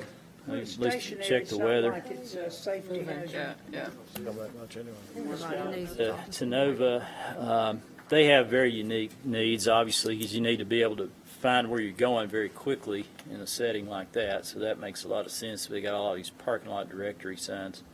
And then the emergency room, obviously, you need to know where that's at. Very important. One thing I wanted to bring up, and this is my last slide, is your all's thoughts on grand opening signs. This is actually in our zoning ordinance. These signs here, they're 32 square feet. Honestly, I've received a lot of complaints about this sign. And as far as the staff's recommendation, I would recommend we not use this sign and change the zoning ordinance to basically, if somebody wants to have a grand opening, they just need the same physical parameters as the other temporary signs, like 20 square feet. Can't we just make this 20 square feet and still provide that opportunity for, well, Yes. I think the original I'm not intention. saying not to provide for Okay. the grand opening. I just think this sign is huge. People say it's too big. Yeah, you have to have like a special vehicle He's to saying get just that. put it Yeah, under but the look at temporary that, all the signs. white, they just use a enormous. standard Well, sheet of they have a plywood is grand, what they I mean, do. they have to. Everybody needs to talk into the microphone. I can't hear down here. Get it back. These signs are really large, and they, you know, I don't think they really represent the town very well. They're just not. So that's what I would propose to do with these. I don't know how you all feel about that. It's basically, like we're to- still allowing for that as an Yeah. opportunity, but it's now held to the same physical parameters as the other temporary And maybe signs. we can do something better than this. I like the idea that the business owner can come in, they. Get one, yeah. And get one, they can put their stuff on the front of it, because, when you're first Maybe opening, we should just have a 20 square foot sign. and maybe have something a little bit more, Yep, it looks nicer. yeah. Yep. But what it says is, whatever it is, when people see that sign, and it's got that, we know that that's the sign, people say, oh, there's a new store opening, oh, there's a new Yeah. store opening. But we would like it to not, we would like the sign not to irritate the people that see, oh, there's a new store opening, that sign's ugly. Big sign. Yeah. It's very big. Yep. The name Farragut should be on it somewhere. Well, we would probably put the shop Farragut, the logo on it. Yeah. Yeah, I'll look at that because we would have to actually change the text of the Yes. zoning ordinance to do that. Yes, they put a deposit on it. But we could do that and maybe create a 20 square foot sign that still allows them to do that. Does anybody have any questions or? I feel like y'all haven't had any comments or questions or anything. But, well, we know you all spent a lot of time with this. And what happens now? I would like to make some comments before we move on, if it's okay. Yep. I've given each of you some of my comments, and Mark has addressed some of them, such as the first one. And You were on the sign committee? Yes. Yes, thank you. Thank you very much. It was interesting. I made the mistake of thinking everybody would have the sign ordinance in front of them, the draft. I've got it right here. I'll be a little more. My color printer failed me, so I had to go back. Okay. And on page 15, Page 15. where it says signs permitted for development being used for non-residential purposes, including freestanding churches and schools. A2 corner lot, line 4. And I would like to have inserted in this corner lot to avoid what we have on Camel Station. When you come into the town, you're being assaulted visually by the tire store. So I'm trying to figure out how to avoid that corner lot having 2 huge signs, Yeah. wall signs, as well as 2 ground-mounted signs. Yeah, it's And oversized, that, big. I've heard lots of complaints about that. And I would say, I'll have to read the whole thing since all of you don't have it. If a property has 2 different public streets, a primary permanent ground-mounted sign shall be permitted for each street, provided that the signs are at least 150 feet apart, as measured from a straight line connecting the closest points of each sign. Each sign shall face in perpendicular manner the nearest public seat. Now, so each street has a sign. And my suggestion on that, page 15, is to insert, Oh, yeah. and provided that both signs cannot be seen simultaneously from any point from across the street or road. Well, one of the things, I pulled this slide up, Betty, to show you the challenge with that is, and I understand what your concern is, and I don't necessarily disagree with you, but that's tough that language is going to be tough for it Well, she's to work. talking about ground-mounted signs. Well, both, really. You're talking about both of them? At different You got times. both. It's- Every corner lot I've Here with addressed. example, it's oversigned so much because of the size as It well as is, the number. yeah, and I don't disagree with that, yeah. Maybe there's other provisions or another way to Now, word the that. one you just showed is tasteful. Yeah. That other, where you see 2 wall signs, 2 ground-mounted signs, Yeah. and you, from multiple places across the street, And you then you see have all the 4 smaller of them. signs too. Over the bays. Yeah. That what? Got base signs. Bay signs too, and there's Maybe that's signs all something over the it. committee, that we can, because, well, I was going to take your all's thoughts back to the committee. We'll have another committee meeting. You might want to limit it to 2 signs and maybe up to 4 signs, the two and two, based on VRRB's decision or something like that. They have If 4 it's becoming- signs. If there's too much clutter. They have 4 signs now. I know, that's what I'm, Just say the committee to look at that one specific example and say, what do we Yes. do to prevent that? yes. Yeah, because 'Cause that's it's- allowed, obviously, under the current code. Yeah, it's, Committee's smarter than I am. That's not new. That was already there, so. Yeah. What about taking, understand that, but that's what I'm trying to correct. Exactly. what about taking the widest point of the building, determining the 1-to-1 ratio for your wall signage, and then if you want to opt for 2 signs because either A, you front on 2 public roads or you front on a public road and a public easement, then you could allocate your square footage allocation over 2 signs instead of, because I do think that in certain areas, it's kind of, the scale of the signs has kind of gotten out of hand with these corner buildings. Yeah. Yep. Or you could have Give me an 2 example. signs. You What- take what are you Tire, So like in the case of right off this Old one, Highway. It's ridiculously Across high. the widest Cracker Barrel. building width, let's say on AT&T, face. it's facing Welcome to- Parkside Drive, it's 100 feet. You could either put 100 square foot All that effort getting. On one on side. that one side, or you could Yeah. put Overwhelmed 250s or whatever combination thereof and split it on the 2 elevations. Is that what you? That makes. I like We've that. actually done something like that in the past, where we've come up with an eligibility, and then say, okay, if you want 2 signs, this is how you can use your allocation. Yeah, we've done that. And we've discussed it tonight Yeah, in and a couple it's in our different scenarios. draft ordinance, the ratio goes down, when you have more than one, it goes to 0.75 instead of 1-to-1. But, yeah, I think that's a good point, is you could either do it. I mean, quite frankly, I think All in one AT&T could elevation. convey their message right there with smaller signs than that, Yes. and convey the same message and their same corporate identity and logo. Well, we could look at the ratio, too, on these that. Well, I mean, I have think the 1-to-1 we've used for many years. Yeah. And I don't think somebody should be penalized for a rectangular building. So if they want to take their longest side, whichever faces either the public right-of-way or the easement, they could take that side and say, okay, that's how you determine your eligibility. Yeah. Which is consistent with everything we've done for a lot of times. That's And, good. and it might be that we open it up to other. I mean, I can think of some other corners. I think of for instance, at Smith Road and Kingston Pike, you've got Walgreens on one corner, who fronts 2 public roads, Yeah. and then you've got CVS kind of on another corner. It's at a signalized intersection. It feels like a corner. Technically, it's not a corner, and I don't think Right. it would meet either one of the tests that you talked about tonight. No, it's it not a public wouldn't. right of way, and it's really it's a right. driveway, not a public easement. That's right, it wouldn't. And so.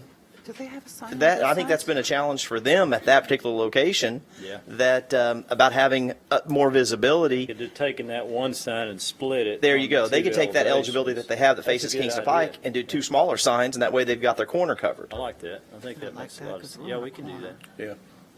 Yeah, does that make sense to you, Ron? What do you think, Betty? I like that. Well, something needs to be done. And Yeah. that one in particular, one of the streets is not much more than a driveway. Yeah, I understand. Is that a public road that goes back to that Yes. where the park and ride lot is? Yes. Yeah, somehow that got away from us, and it just is what it is. So, Yeah, West- it is. West It's Campbell Lakes. Campbell Lakes Drive. well, no, I'm talking about the retailer, just the scale of the signage. Yeah. It's a good point. I think we can address that. I made some notes. I'll run that back by you next time. All right, go ahead. Okay, on page 17C, and it's a lot of reading if you all don't have it in front of you.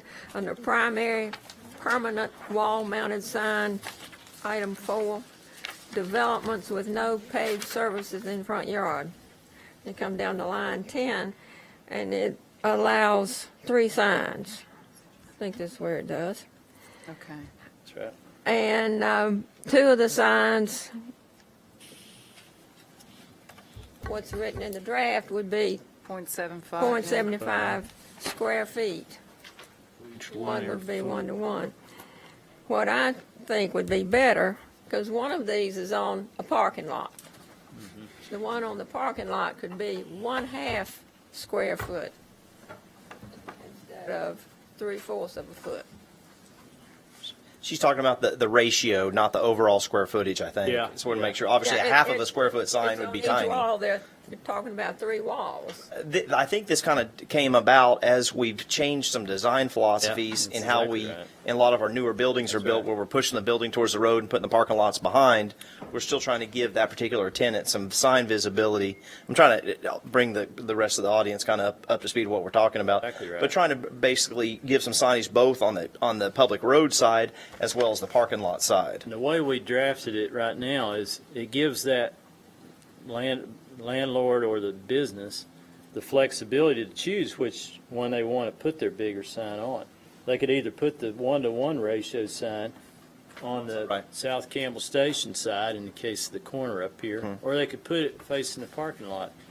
It's where they think they would get the maximum impact, and that's the way it's worded right now. It gives them that kind of flexibility. Whether that ratio is appropriate or not is a, What was the catalyst for going to? Again, is a corner sign. well, .75 is in the current. Well, no. So I know. what was the catalyst for 3 signs in Well, the, that in was the, only in, addressing in the draft ordinance? That was only addressing The a corner sign. situation where, like up here on the It's a corner. corner lot. Where the dentist office Okay. is. Okay. So that would qualify for 2 wall-mounted signs, because now it would allow one on that access easement, the public access easement. Then it has one that faces the parking lot, and then it has one faces Campbell Station. See what I'm saying? The backside. Now, whether I'm that's, really sure we need that. I mean, 3 may signs not. on a tenant building. I mean, we may What do be y'all that may be think? getting a little overkill. too much. Yeah, the street, I agree with and the that. parking lot would have been, Yeah, I mean that's what you got your main entrance. I think that makes a lot of sense, and then having the public street that makes a lot of sense. But to wrap it all the way around on 3 sides, I just really can't see a need Well, for we that. Now, could- I'm sure somebody would ask for it. I suspect the dentist has probably asked for it, and that's why it's you guys have. But to me, I just can't see a need for having 3 signs on something like that. I agree. I think it's a valid point. Yeah. Obviously, I agree. We'll look at that, yeah, Can see see what we Okay. can do on, not have a situation where you can have 3 signs. I can see I having, disagree. I can see having a smaller sign on the parking lot area. I mean, maybe a Just- different size, you know. I And, mean, you need the we allow visibility. for that right now. Yes. Yeah, we do allow for that. But I can see Betty's point that they all shouldn't be so, they don't Big. need to be as big. Cutting down the size of the one on the parking lot. You And already know where you're pulling into. What I did there was I said Interest 2 trying of to the find which 3 one. Yeah. have to be to that .75, so it's a smaller sign. I'm saying 1 at half a square. It's a .5. Maybe you should have, Our ordinance now. maybe we should have, Strike the 3rd sign, quite frankly. I'll Wanna go with strike the that. third sign. I'll think about that. Strike the 3rd sign, or do Oh, you you want could to give them lower a the choice, ratio? wherever they put them. They could put them on the main or put them one on the front and one in the back. That's kind of what we were going for, but That's I what just they- but having yeah. 3, one on the front, I'm one on the okay side, and with one on the that. back, I can't. It's only a situation, it's not going Right. to come up that often, but it could. You know, you're gonna, With pushing the buildings towards the street, that may come Gonna up, come but up I with just that. I think it's an overkill. I agree. I'm okay with 2 That is signs. overkill. all right, we'll We can re-look only at get that, one. the 3 Take signs. a look at it again. Next comment, page 24A, 24. Second paragraph, the 4, okay. This is where we get into the 6-foot sign.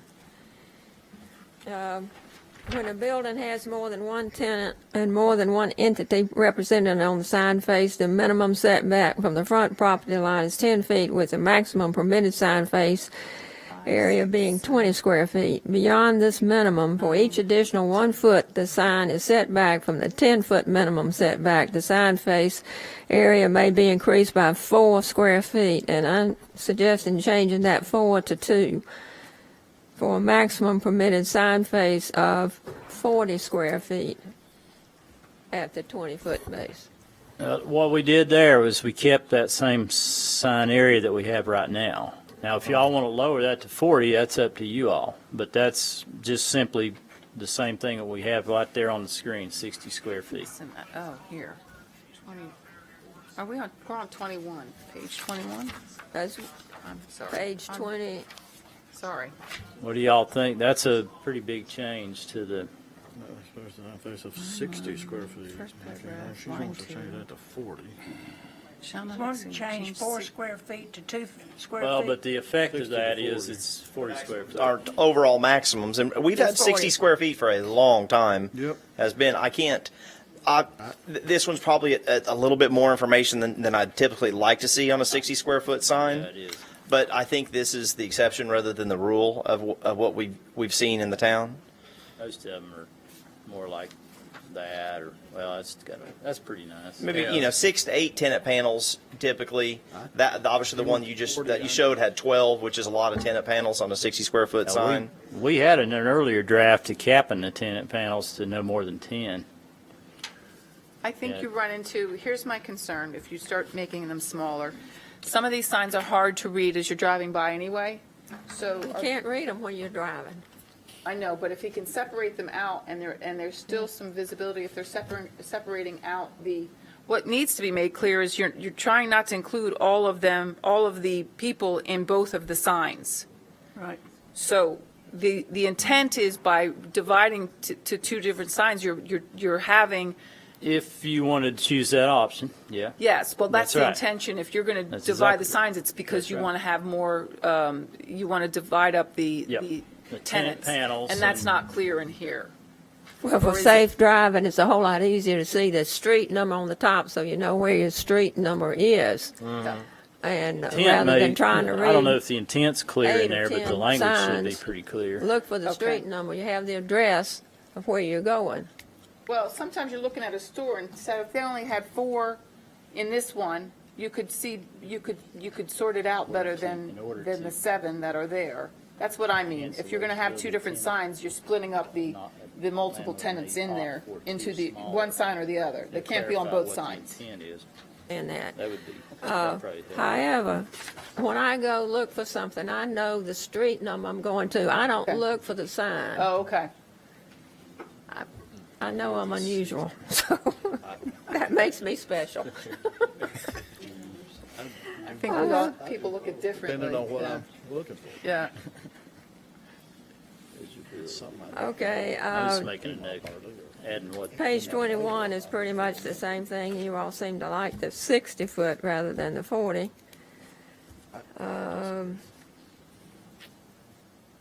Okay, on page 21, I didn't understand why you put 92 inches rather than everything else is in Yeah, feet. that's a good added, that's good. I'll put that in there. I made a note, that's a I good like that. comment. Put 7.66 feet. Yep. I did that with the 10 millimeters. We put that, what is it, I think it's .38 good to have inches. both of them in there since it's, you get. The reason we have to odd 10 numbers. millimeters, and that's I see current 92 language, but that's inches right that's a there. thickness that's used in the sign industry. I don't see So where it that's why says it's in there. I know It doesn't. unfortunately, we're not on metric, That's but what that is.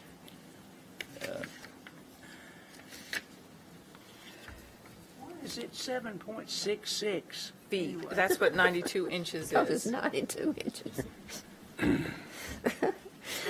Okay, the next one is 24, and it also deals with a corner lot. She wants it. And this is developments with no paved services in the front yard. that's the same as the other one. Any problem with that? But I don't, Same situation you were talking about Right. earlier with the 3. Right, Yeah. same We'll as try to before. address that and get it to no more than 2. Change, it allows 3 signs, so it, agreement in cutting out one of the signs. Yeah. That's I been think met. what I'm thinking about doing is you can have 2 if you're on the corner. You can choose to put those 2 wherever you want on the 3 elevations. There you go. Okay. that's kind of, That way, if they sounds want to good. put it on the public access easement up here on the corner instead of the parking lot, for example, they could do that. And on page 25, this could be a typo because the very top line on page 25 says that allowed, well, it's in the pedestrian mall. the maximum sign area shall allow on Be such 2 wall shall square be 2 feet. per linear foot. And that's existing language, and the reason for that is we actually went out and physically measured that mall, and in order to have any kind of Oh, realistic sign opportunity, we had to go with the 2-to-1 ratio on that. So that's just on a pedestrian mall. We'll never see another development really like that, Okay. I don't think so. find it like that. Yeah, why would you? Okay. Yeah, we could tweak those, other than the 60 square foot, I think we're not changing that one, but the other ones, I think we can. Okay. Thank you. What did we do with that 60/40?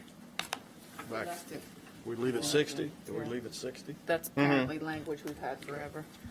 I have like clerical stuff, and it says Town Board of Mayor and Aldermen. It should be the Farragut Board of Mayor and Aldermen, stuff like that. We don't need to go through that. I might just send that note, Okay. those notes to That's you. fine. I have some similar things as well, but I want to point out one specific one. Okay. Is the language, I think we should be consistent about this, shall be limited to or shall not exceed. Okay. Use one or the other throughout, Yeah. you know? I actually did go Otherwise, through the there's a ordinance question and as to tried what's to the address a lot of that stuff over the, yeah, and some of it's existing language. The black Yeah, is not consistent with the new. So, okay. yeah, So we a need lot to- of my comment, and I'm just going to give you mine that Oh, are that's just good. Yeah. grammatical and punctuation and stuff. Helps me. Yeah, it's good. Are we ready to move on to number 5? I'll need a break. Are you Let's take a okay? break. We'll take a Can we take a little 5-minute break. restroom break, Madam Chairman? About Okay. 5. Got a heater.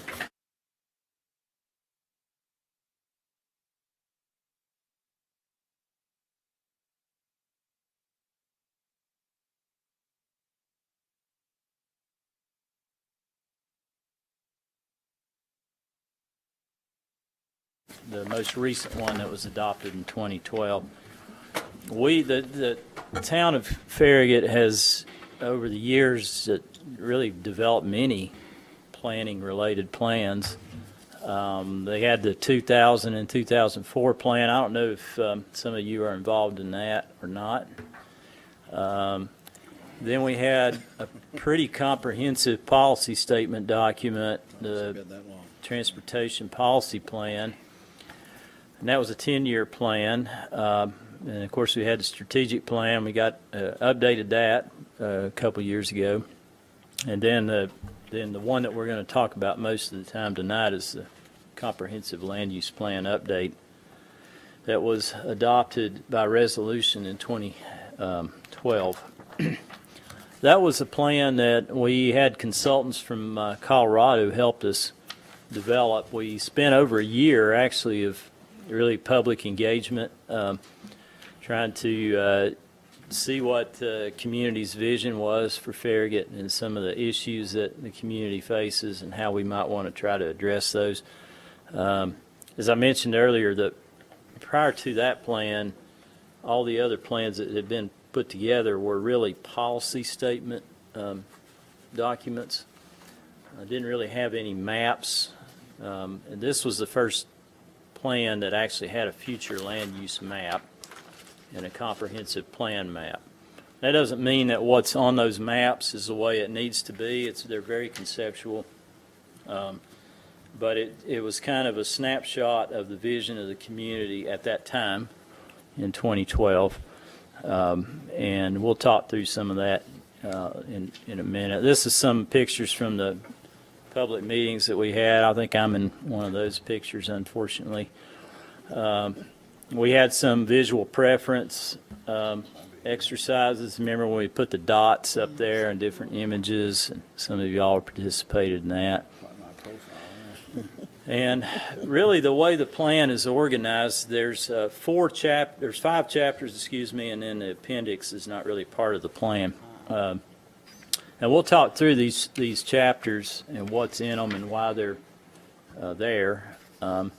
Chapter 1 is called Farragut at a Crossroads, and that was basically the consultant coming here with fresh eyes, assessing our community. What are the issues that they, as professional planners and people that do plan preparation for lots of communities all over the country, saw in our community as maybe issues that we might want to look into. The lack of a heart for the community, what that's talking about is that Farragut doesn't have a downtown.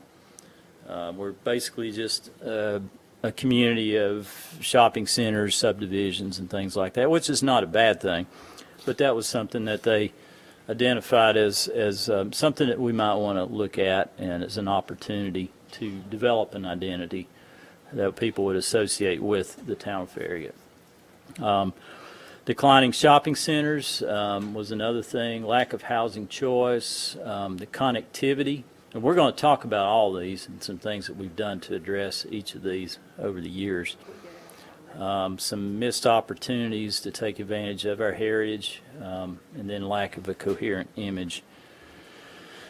So another thing that's in that first chapter are policies that really assess the effectiveness of the plan itself. We've talked about some of these in the past, and essentially what it's saying is just use your plan is what these policies are saying. And I think as the planner for this community, we use our land use plan to a great degree, and that's a very good thing for this community, because I have worked in other communities or in graduate school, worked for a community that, it was just an exercise so they could get some grants. And they really, once it was produced, they just stuck it on the shelf and never really used it. And that's not what the plan's about. It's something to be actively used. And in fact, in the document, it talks about under policy 2, it's something that should be a dynamic, vision of the community. It's ever changing, and you have to make sure that your plan is constantly staying up to date with the community's vision. We've changed a number of our areas on the land use map to address changing vision that has occurred since 2012. And in fact, the plan should undergo a major review at least every 5 years. This plan is targeted to 2025.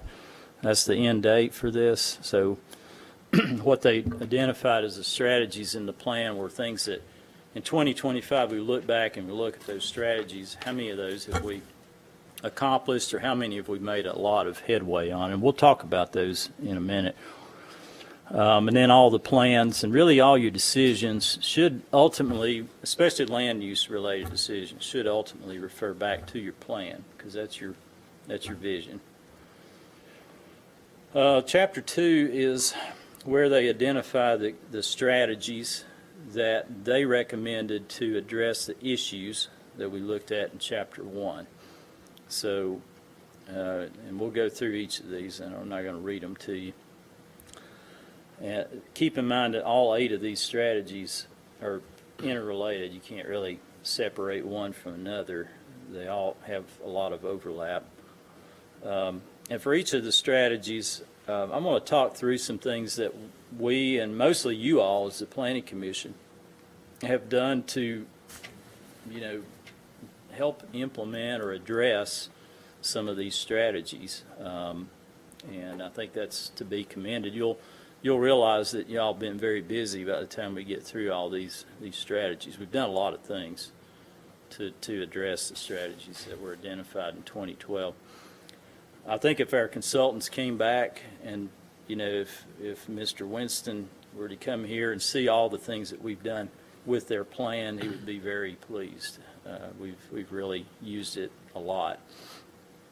So in terms of the first strategy, and that was really probably the most important one, and that's to try to bring about this downtown, this sense of identity that would identify you as being in Farragut.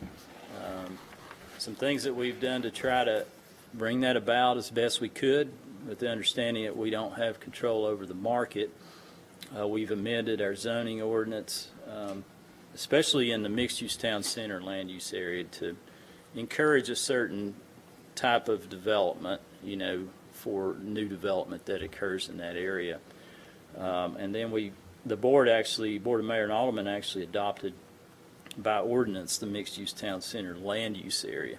And that was important because anybody that wants to change the mixed-use town center area, whether it's either the text or the map, not only has to go through the Planning Commission, but they also have to go through Board of Mayor and Aldermen and make sure that that's consistent with the vision of the community. We adopted the architectural design standards, and this is something that I think has made a tremendous difference in our community. We adopted those in 2015, and a lot of our zoning ordinance amendments and even some of our subdivision regulation amendments really started from or came from some principles that were addressed in the architectural design standards to try to encourage a higher quality built environment in the future.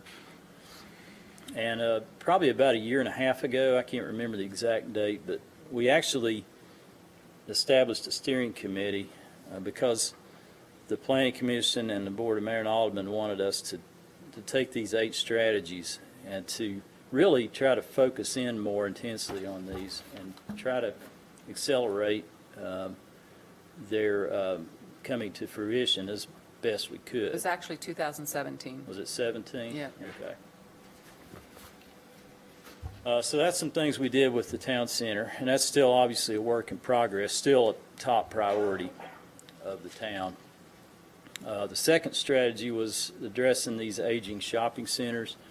Some things that we've done to try to, and these have been a challenge because sometimes we don't really have control over how somebody deals with their property unless it becomes a property maintenance issue, which in some cases these have become that. So we try to be more proactive and engage those property owners to try to, work with them to have an improvement in their situation. We had that happen with Ingalls, and they've renovated the old Ingalls space, and it's a vast improvement what they had. It had become really a property maintenance issue, and we started more aggressively dealing with it in that capacity, and they've were able to make some improvements out there. We've had some text amendments to our zoning ordinance to provide for more flexibility, like in building placement and uses that are permitted traditionally in commercial. You can have residential now in C1 in the mixed-use town center area and also in the neighborhood convenience commercial zoning district. And that gives, maybe some developer or landowner a little more options, maybe if an older shopping center or an older piece of property that needs to be redeveloped. And that's kind of occurred with the Phillips 66 and the Silver Spoon properties. I think that if we hadn't made those changes to the zoning ordinance, those developments wouldn't have occurred, is the bottom line, because they needed that flexibility of setbacks from the front property line, the flexibility of sharing parking and uses and things like that to give them more, more options.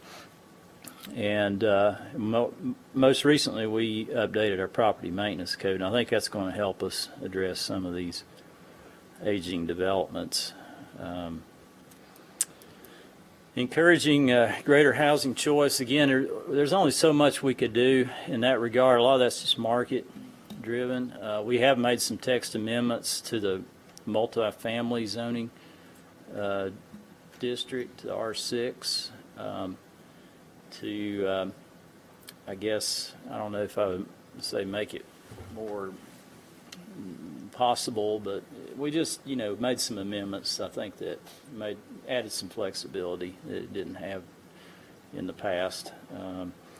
We provide for, as I mentioned earlier, residential in some of our commercial zoning districts, and in the S1 zoning district, if it's part of a senior living community. That's something that we did to give more options for housing in the town.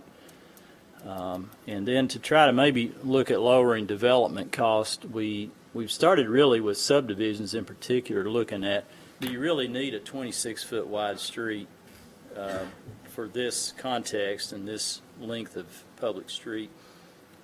Would 22 serve the purpose? And then that would also save the developer development cost, along with looking at, encouraging clustering of development and promoting the open space residential zoning districts.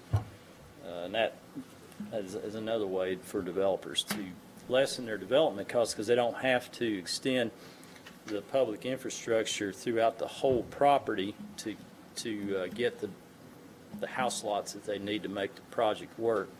They can cluster them on a more developable, smaller portion of the property, and then they still get their number of lots, but they have lower development costs. A biggie that we've really worked a lot on, and this has been a challenge, is increasing connectivity.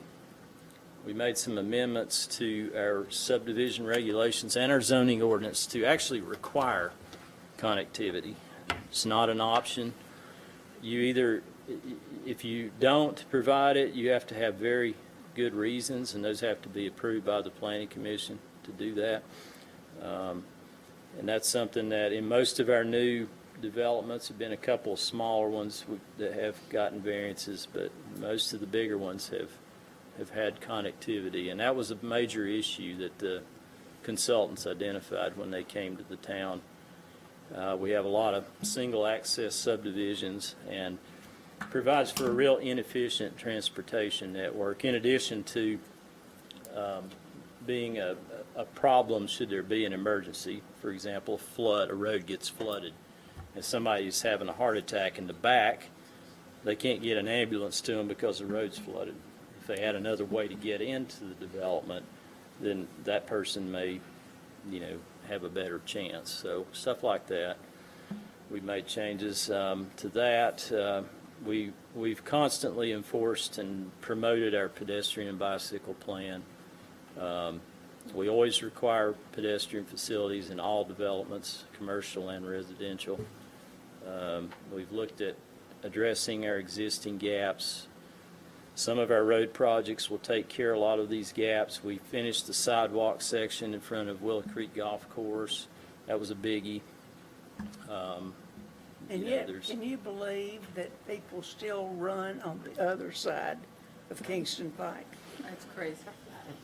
It just blows my mind. Yeah. Well, that- probably need a facility on that side too, but that's Well, we probably do, but you would think they could cross the street and run on the sidewalk. crossing the arterial streets is a big issue of mine. Yeah, It is. it's a biggie to make that inviting, and that's something that we're trying to work on. Pedestrian safety, like Peterson Road, we did some kind of creative traffic calming and provided a pedestrian space in a public street, an existing public street. Watt Road and Grigsby Chapel Road is another example. We're going to do some pedestrian crosswalks there, improve those. Capitalizing on our heritage of Strategy 5 in the plan. Obviously, the biggie there, we bought and renovated the Campbell Station Inn, and we're working on the site. We're going to have a pocket park there on the corner. I think that's a really big accomplishment that we've made in that in relation to Strategy 5, obviously. Some of these other ones on the screen there are also things that we've done to try to promote our heritage in the town. Expanding our borders, that's really talking about growing outside the town's current boundary, and that unfortunately is very limited due to changes that have been made at the state level in terms of annexation. So really, we haven't really been able to make a lot of progress on that one. And really, the town's never been very aggressive with annexation. It's pretty much it's always been at the request of the property owner. What property was added at the request? That was a little piece of property in front of the Overlook Apartments, Okay. north of the interstate. One thing that we have done is, we maybe don't have the opportunity to grow outside our boundary, but we can focus on the entrance points to our community, and that's one of the things that the steering committees looked really heavily at, are our gateway areas. And we'll see a little bit of that here in a minute when we start talking about sub areas. And something that we've done, I think, to help with those gateway areas is the development of that neighborhood convenience district a lot of the area on Watt Road was, the community wanted to see a lot of that as neighborhood commercial. And then, of course, the Outlet Drive, Retail Entertainment Employment District was created for the Outlet Drive corridor as an entertainment overlay to help with that gateway part of the town. Enhancing our identity. Again, the gateway portions, I'm not going to go through all this. We've made a lot of amendments to our zoning ordinance and subdivision regulations to really promote a higher quality development. Like we looked at our parking requirements a couple of years ago and tried to address situations where we have just way more parking than what we need to be more efficient with that. Streetscaping, we're looking at that as part of subdivisions, not just looking at, the entranceway, but how are you beautifying the public linear elements of your development. Requiring low impact development and stormwater, and then just giving people more flexibility and more options in where they place their buildings on properties, similar to what we've got up here with Phillips 66 and Silver Spoon, for example. Let's see here, what else? And the last strategy was planning for the remaining vacant parcels. When the steering committee met originally, what we wanted to do, we looked at these 8 strategies and we really said, well, we can't really focus on all 8 of them at one time. We really need to pick 1 or 2 and really, even though we know they're all interrelated, but let's pick a couple of them and try to really focus intensely on those. And then so the group really chose strategy 8 as the most important one. In addition to, of course, the town center is also important, but this community is largely built out. We only have about 20% of our land left, and most of that's out in southwest part of the town. So, we want to try to make sure that we get it right with the last 20%. So that's one of the big focus areas for the steering committee. And a lot of those gateway areas I've already mentioned, we've tried to address with zoning ordinance amendments. And Chapter 3 is the next chapter. I'm not going to go through all that. It has these hubs, areas of activity it identifies.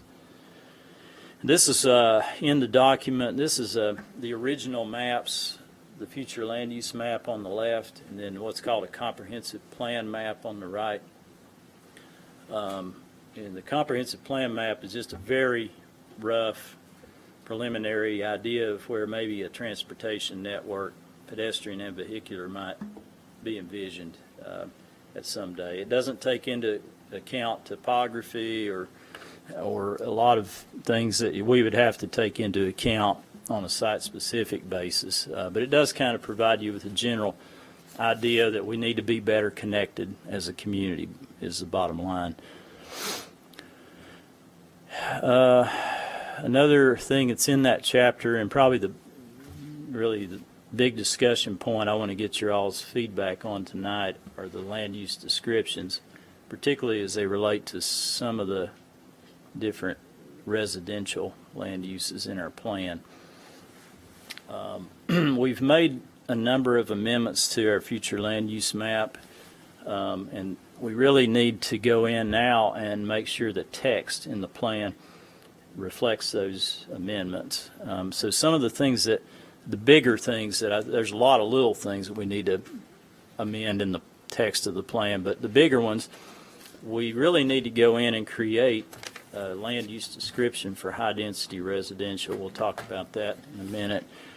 Modify maybe the medium density residential that we have right now, as well as the low and very low density residential. So this first one is high density residential. We have it on the map, but it's not in the text of our plan, and that's obviously a big issue. So we need to go in there and add a section, that describes what we mean by high density residential. What would it look like? Where should it be? Those kind of things. So that's, what's on the screen there is what the staff would propose is just basic elements. Some of that's just, it's currently in Lanesboro and Overlook. That's the only places it's identified on the map. But generally, that use is talking about 9 to 12 dwelling units per acre.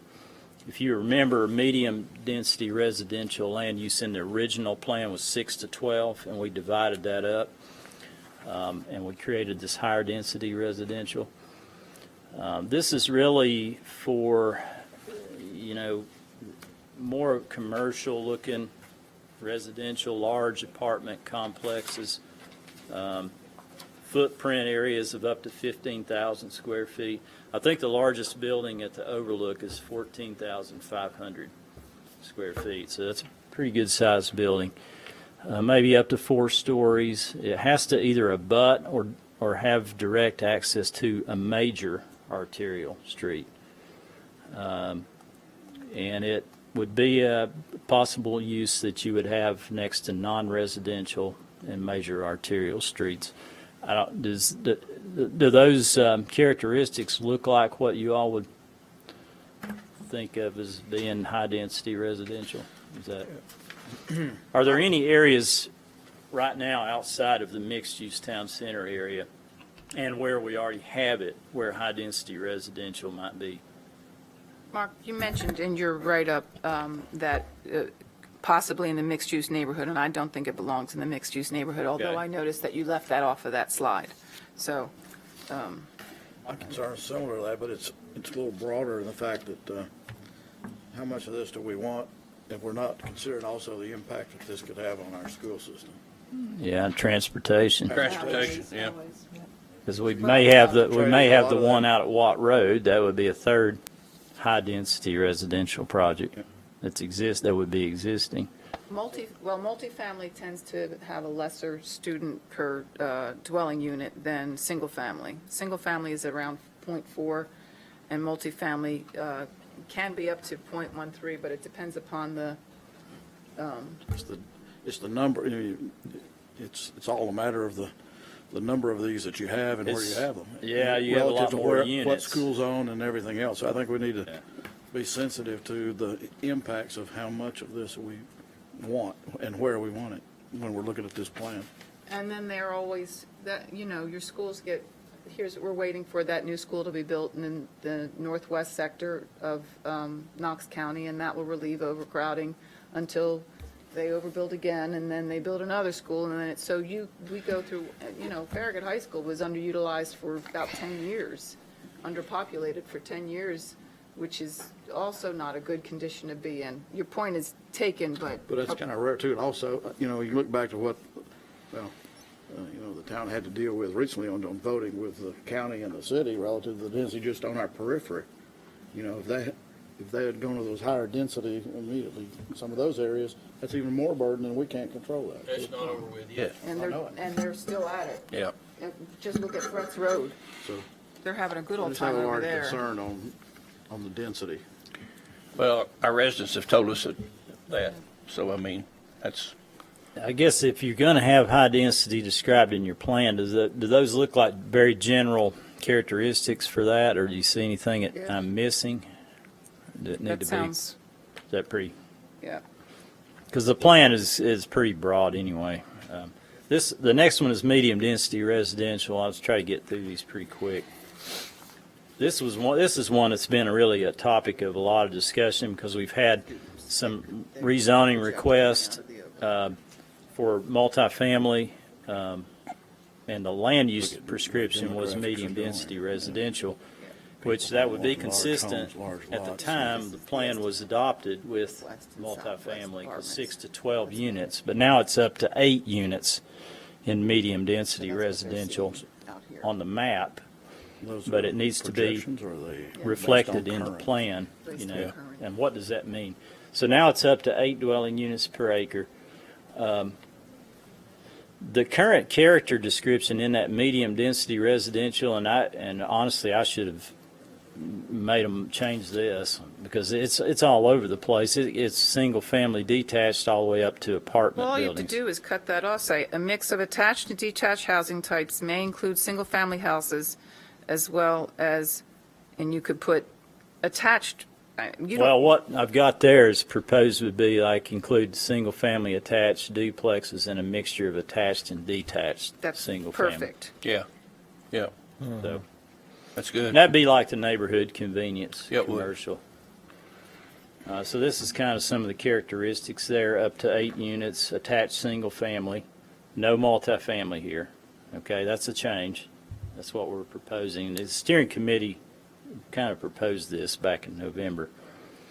Up to 2.5 stories, that's the regular height of a single-family detached house.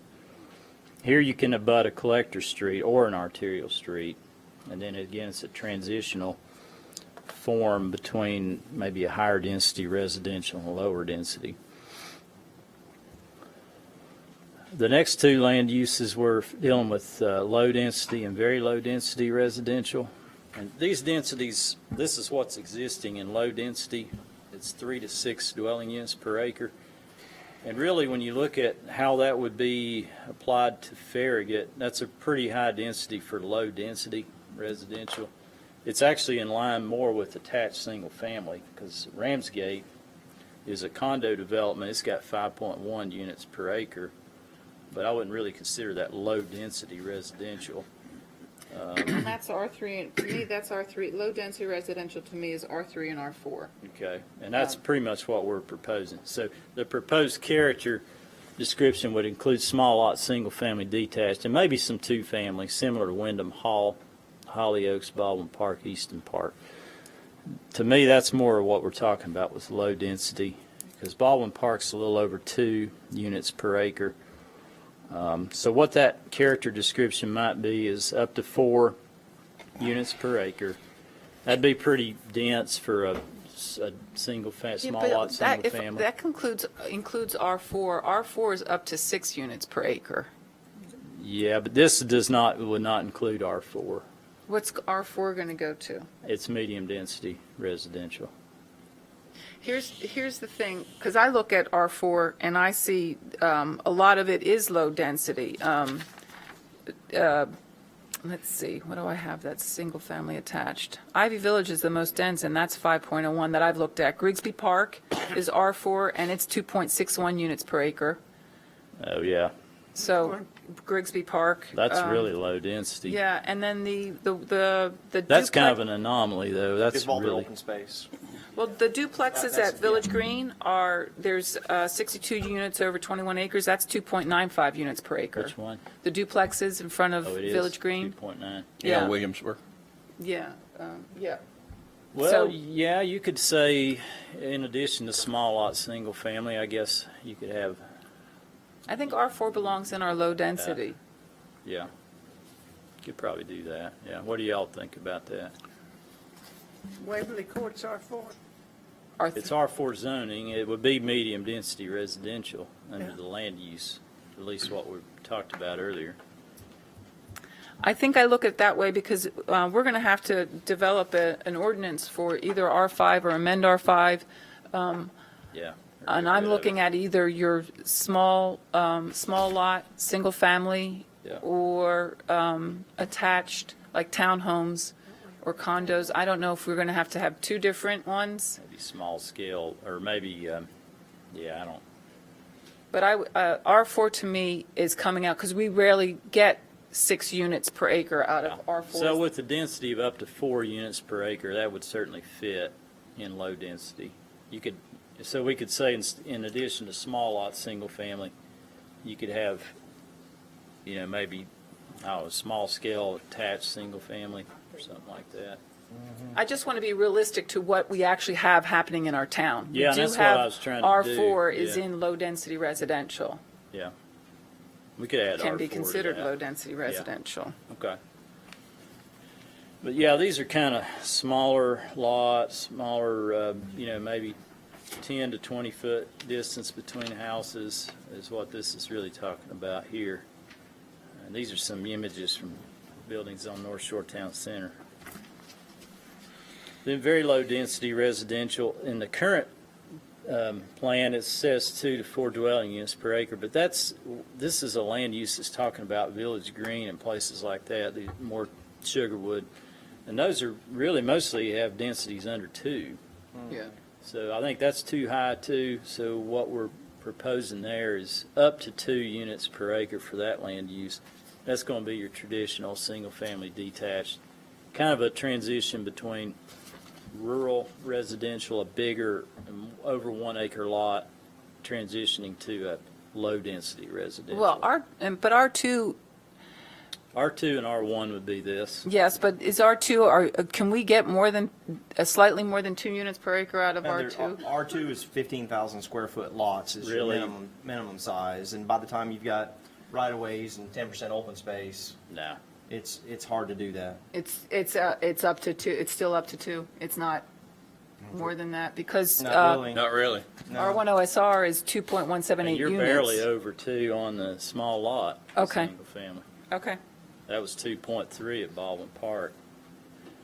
Yeah, I don't know of any. I just want to make sure we're staying within There's what none that our. I looked at that had a density of over 2 that were just traditional R2. Okay, There may be an exception or two, but, and this is just this doesn't mean that if you're slightly over 2 that you would be. not wouldn't considered be- very low right. density. Right.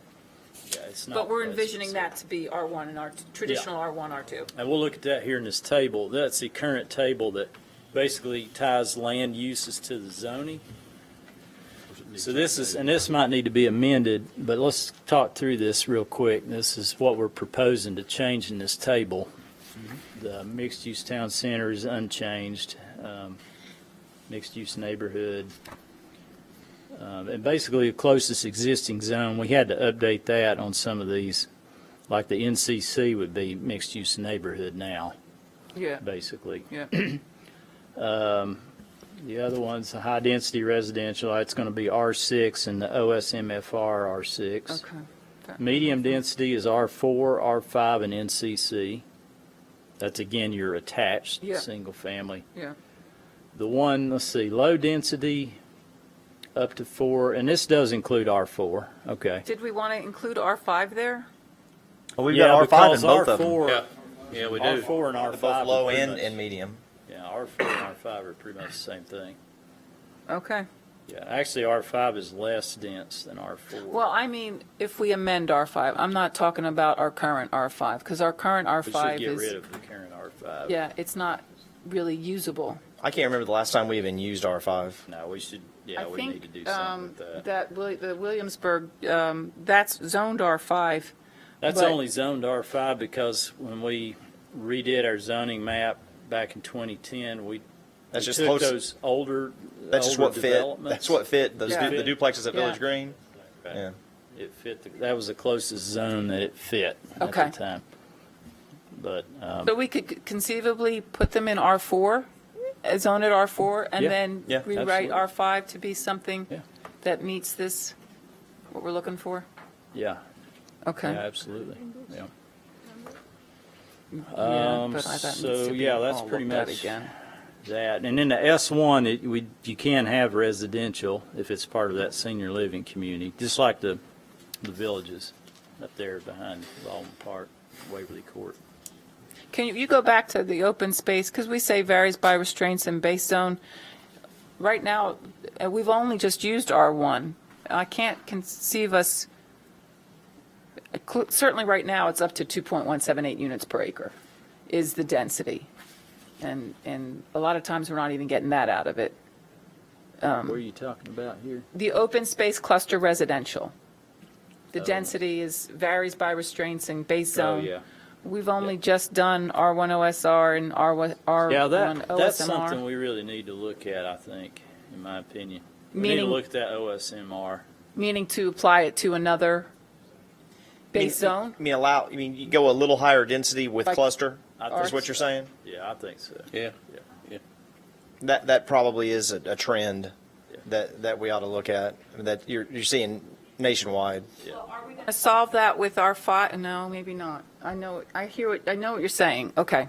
Right now, it's just applied to R1, but. I think OSMR is the best and most underused zoning district that we have, but it needs to be reworded and restructured, in my opinion, but it's got the most opportunity to do something with it that because you get a lot of workaround with a lot of these properties that have environmental limitations like floodplains and sinkholes and things like that. Then you can get some density, but you get a lot more open space. than I you understand get that. I just, in we need to be R4. careful about where we're, what base zone we're going to be using that with, and have clarity Yeah. in our land use plan where that is acceptable. Yeah, we probably need to look at that base zone for the OSMR, I think, and make it a little more, Okay. yeah. I've thought that for a long time, I just haven't had a chance to work on it. Yeah, all the good land's gone. What you're getting now is, Yeah, and if a you challenge. and if you can let them cluster maybe a nice attached single-family area, that even lessens their development cost even more, because then they can get density on an even smaller piece of Right. property, and then you end up with more open space. It lessens our future maintenance costs. Yeah, that's right. Yeah, because we'd be taking over that public infrastructure. Yeah. Yeah. All right, real Okay. quick, the last chapter, there's 2 chapters, but this one, I'm just going to talk a little bit about some of the sub areas. These are really focus areas that were identified in the plan. There's a number of them. They're listed there. I'm not going to go through them all. Some of these we've addressed with the steering committee, and we've made some land use map amendments to a number of these. We've had a lot of public engagement on this one, McPhee, Boyd Station, and Watt Road, we'll look at here in a minute. And we updated the future land use map out there. That's the most undeveloped part of the town, and really a very important part of the town. One of the things that was recommended in the original plan, this is a McPhee Road corridor. You can see that pink and brown area. That was identified as a hub area because it's right across from the park. Is maybe a place for maybe a small node of like, commercial, but, very kind of residential commercial. But when we engaged the community out there, they really didn't want that. So we ended up amending those 2 to open space cluster residential. I think, maybe that's something in the OSMR that we could look at as a use on review, is particularly directly south of the park, on the west side of McPhee.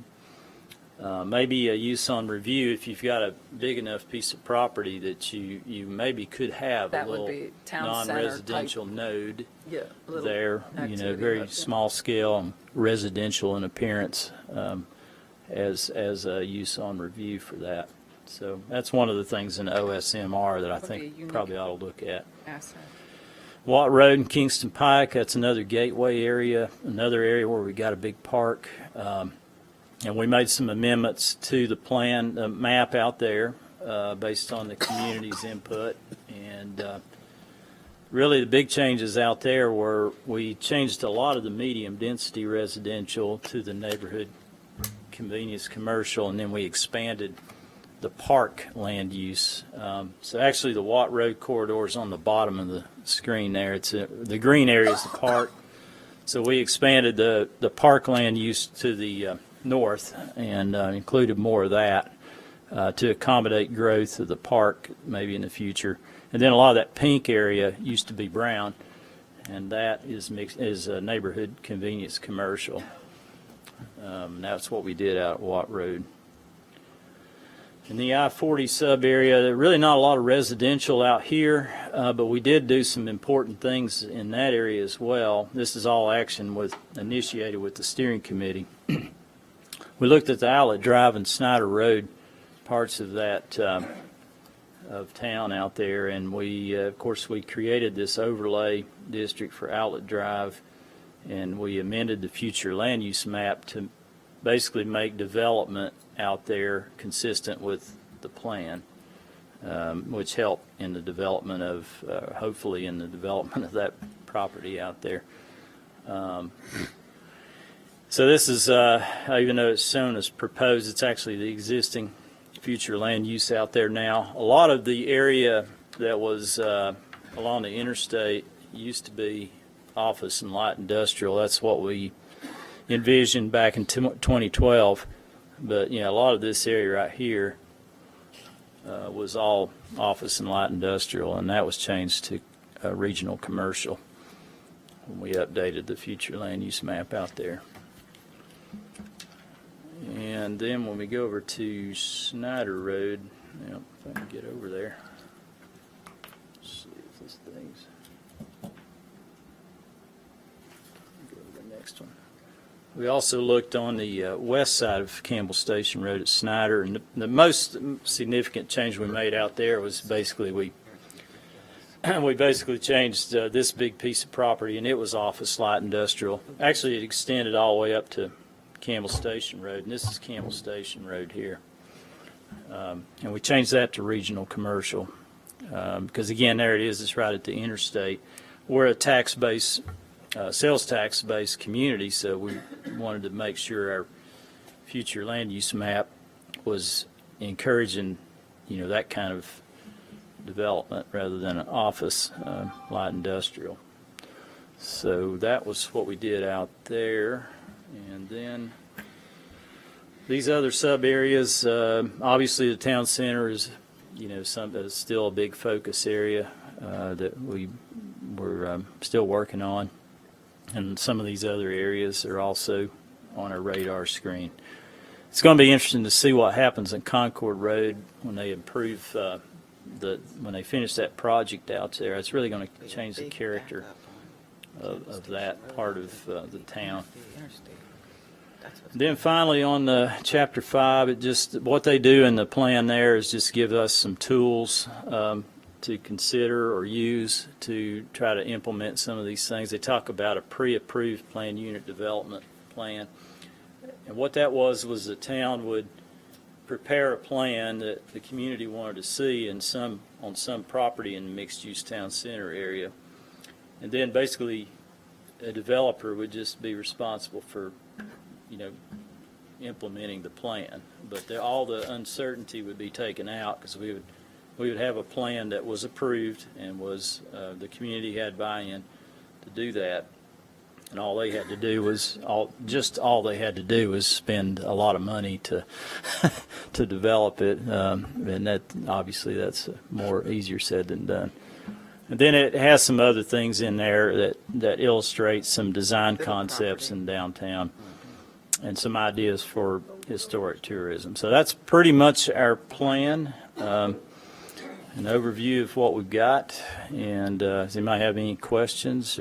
No, but I have a comment. Every time we talk about the comprehensive land use plan and future plan, I always like to point out that we're not talking about this happening next week or even next year. Some of these folks that have this property, especially in the southwest section, it's family-owned property. They may pass it down in the family and keep it a horse farm for the next 50 to 100 years. So we're not talking something that's going to happen within a certain time frame. But if it all happens, we're prepared. a plan. We have a plan. And really, you just look at all those things we've accomplished since 2012. That's pretty substantial, really.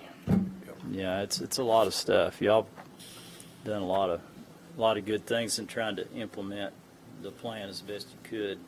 So yeah. That's all I got on that. Okay. Do we have anybody, John, do we have any comments on that? I don't know if you. Let me look here and see. Do you have anything you want to say about it? Please come up to the microphone and let us know who you are and where you live. John Holstrager. I live at 345 Burning Circle. I like what Mark is proposing. I think in general, bringing the densities down is good, and the redefinition of R5 is really good. As it stands now, we've got this number that goes pretty high, and R5 goes up to 12. It feels like if you take out the words in that R5 description that say small apartment buildings, that would want to bring that number down to about 6 or 8, maybe at the top end, not sure. But in general, I think that's the direction we want to go, and I presume that this would trigger, before we do this, it would trigger community input, some kind of a workshop. Is that right? Sure would. Okay. Thanks. My idea is that we'll amend the text, and then we need to go back and look at the map to just kind of really clean up some things that are not in, I mean, I look at, like even the Ivy Farm is not showing the right color. It should be the OSR, open space residential, cluster residential, because that's what it is. We have a part that's zoned medium density off of Turkey Creek, and that's not what it is. So there's things that need to be, there's things that need to be cleaned up on the map, so. Yeah, there is. Yeah, that'd be a good project for us to work on, I guess.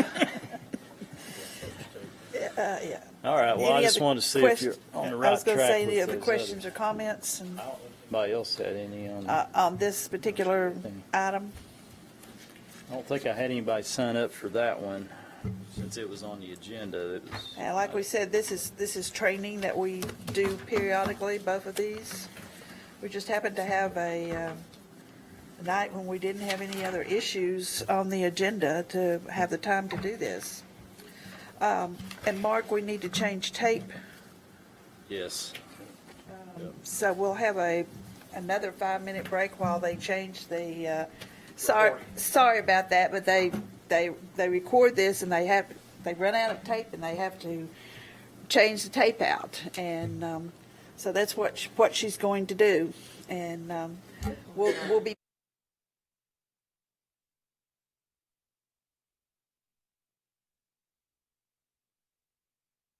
I want to call the meeting back to order, please. I will.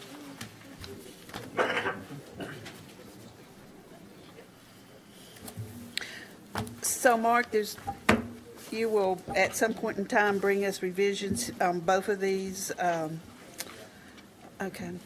I'll probably have them both to you. Well, definitely the sign ordinance. I've got it through the VRB, though. Okay. It may not be next month for planning commission, because it needs to go to them first, and then Okay. you all. So, item number 6, approval of utilities. No utilities at this time. So in that case, we'll go back to item number 1, citizens forum. Do you have some? Let me just remind you that these are on 5 minutes, so if I get that to click up here. But let me go ahead and call out the speakers. I've got Okay. some. And if Dana? we'll have people, if you'll call out maybe 3 or 4 names and let people get up to, I'm not sure if they're all here for, I'm not sure what all, the Dana Schaffner and then Mike Mitchell is after. Mike had to leave. Mike left, okay. so you'll come up to the microphone. I will. I would prefer not to go first, though, I think. Oh, I can have somebody else. It's fine. Jerry Guthrie. And after him, Laura Squires.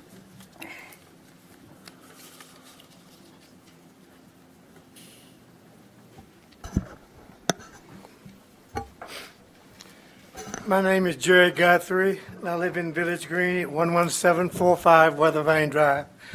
I spoke at the December 19th meeting. I also spoke at the January the 15th meeting about 5G, about my concerns. And I'm a retired civil engineer, work with TVA, and spent 35 and a half years with TVA, and enjoyed working there. What is 5G? 1G gave us cell phones. 2G gave us texting. 3G came online. 4G gave us high-speed internet. 5G is short for fifth generation. 5G is the next evolution of wireless networks. 5G utilizes electromagnetic waves to transmit communication data through space. The frequency is between 30 gigahertz and 300 gigahertz with a millimeter bandwidth. This bandwidth is very, very narrow. It's going to carry a lot of data. It's going to carry it fast. these 5Gs, they use electromagnetic waves. They're energy or radiation waves. Last time I had a big chart showing these waves. Got a small chart tonight. It's the same thing, but just smaller. These are all the electromagnetic waves. And the 4G is about 6 gigahertz frequency. The 5G is going to be up to 30 gigahertz, a lot more. And they're all radiation waves. They are dangerous.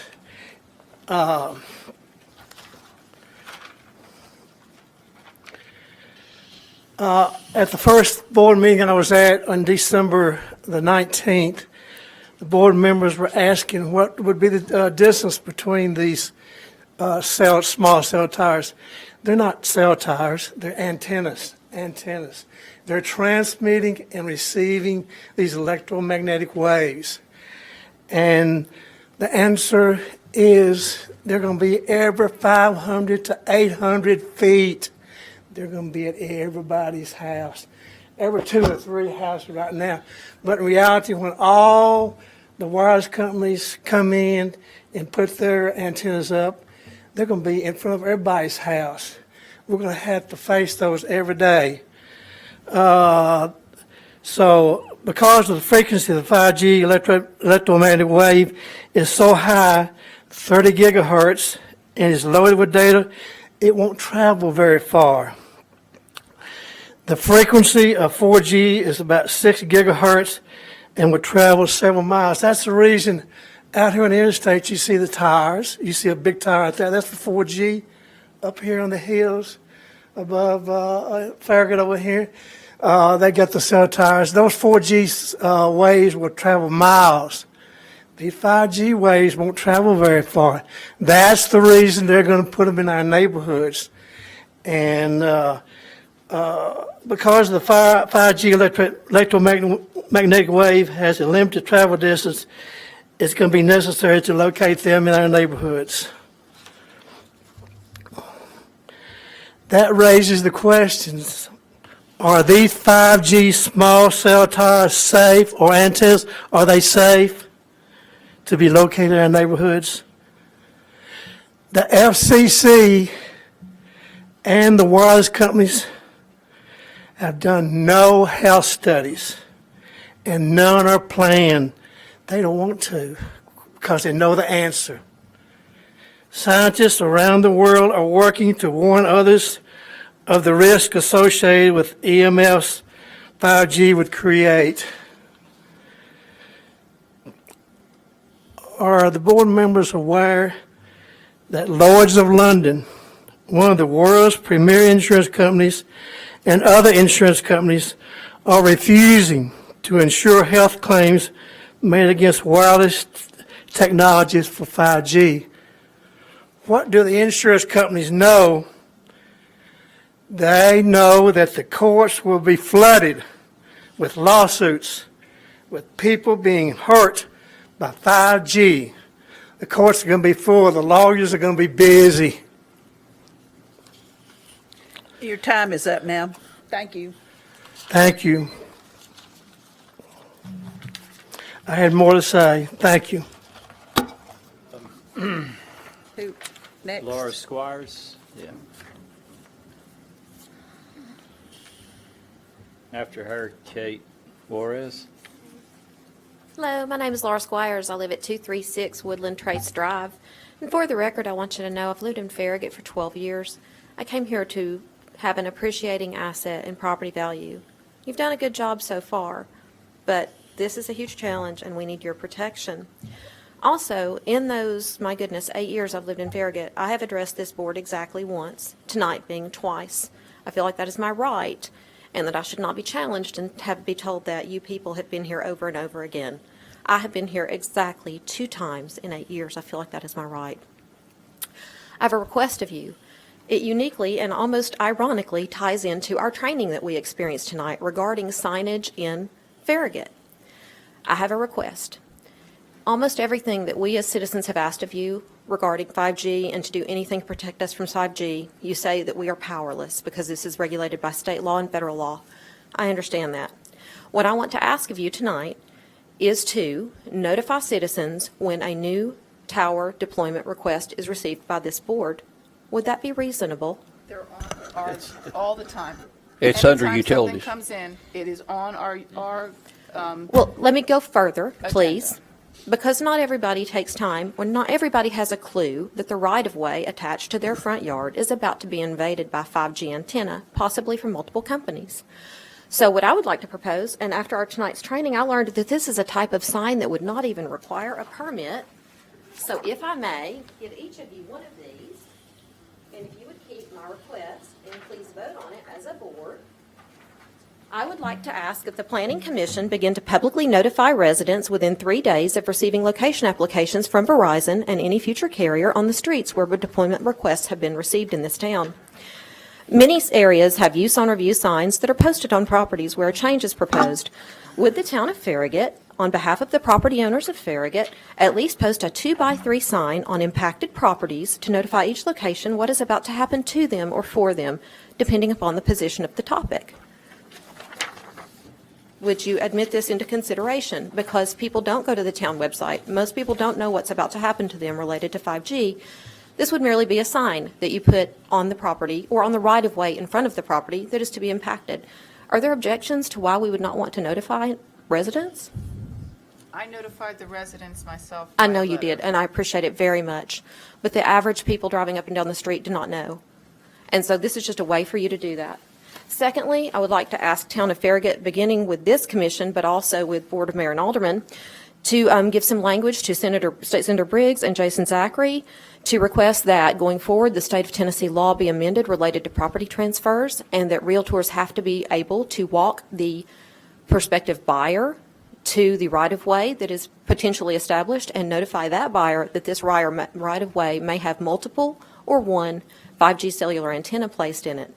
This is a change people have never experienced before. Right now, everybody knows you might bury a sewer line, and it'll be buried and you'll never see it again. It'll tear up your yard for a while. These will be permanent, or until the technology changes, and there could be multiple from many companies. And additionally, would just like to ask that those tower applications, when they come in, be notified, and people know within 3 days what's coming for their street. Any questions or objections to my proposals? This is something you can do. This isn't between you all in the state of Tennessee or you all in Verizon. This is something this board can do to protect its citizens. Thank you. Thank you. Thank you. Next. Let's see, Kate Juarez, and then Dana Schaffner. Kate Juarez, 248 Admiral Get Road. the microphone down just a little bit so you, that's good, thank you. Just what Laura just said is that unless my neighbor would have told me, I would not have known that there would have been one right within stone's throw away from our house. So even though it was not on our property, we would not have known. I looked up KGIS and I sent it to what is registered as KGIS. And that was not the right address because you guys apparently have several parcels. Your address has several parcels. Okay, so you sent it to, If you look on KGIS, you guys have different. Yes. It's listed under one address. That got returned to me. just Yes. 244? 246 is what's 246. listed on KGIS. You guys actually have several parcels. So it's KJ what? IS?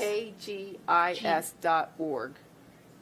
Okay. And that's what I went off of. So when I got two returned to me, I can't remember why the other one got returned to me, but yours got returned to me because your address is 244, but on KGIS, when I looked that up, it says 246. Yes, when we moved into there, we thought it was 244, but then we realized that the mail comes to 248. So it's very confusing. There you go. So, It's very and confusing. I went off of that KGIS because that's what they had on each of the Verizon applications had 4 affected property owners, the 2 people across the street and the 2 people in between. And so Okay. those were the 4 people that I informed on all of the proposed residential locations. Okay, thank you so much for So clarifying I that. apologize that it didn't get to you. I emailed someone in your home. I don't know if Okay. it's you. Well, thank you for clarifying that. Great.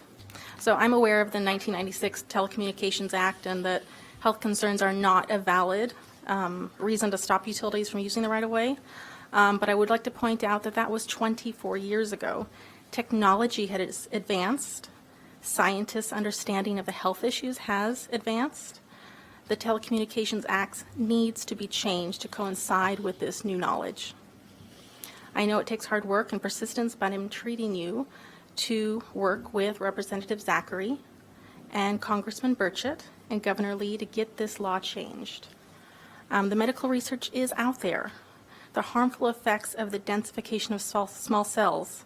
Please go to takebackyourpower.net.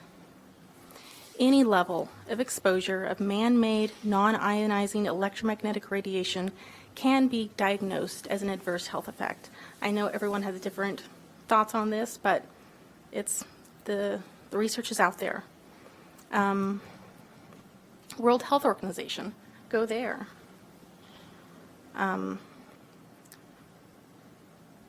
Let's see.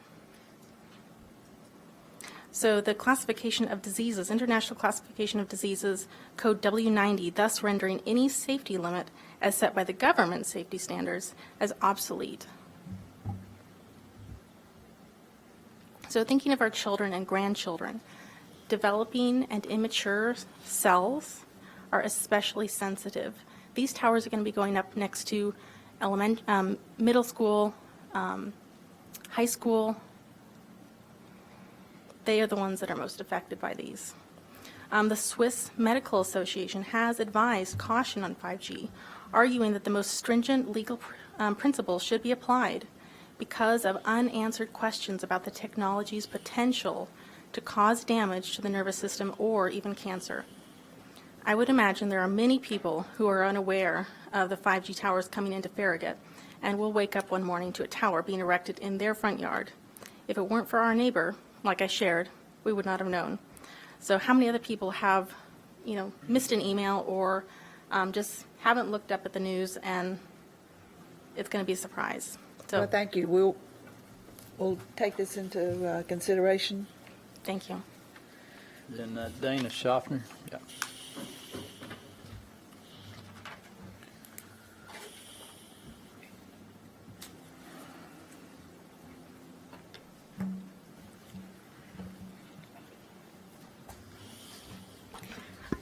I am David Schaffner. I have lived on Sonia Drive since 1971. We've added to, torn out walls and so forth, but we're still in the same house. And I am old and gray-headed now, and I'm probably not as nice as Laura, who asked very nice questions of you all, and I certainly hope that you're willing to do what she asked you to do. I did speak to you in December, and I addressed the fact that many major health organizations and many countries are taking hard looks at this. I know you all feel you are bound by law, but I'm telling you, I think you have the legal right to protect your citizens. And you can refuse to do something that you believe is illegal.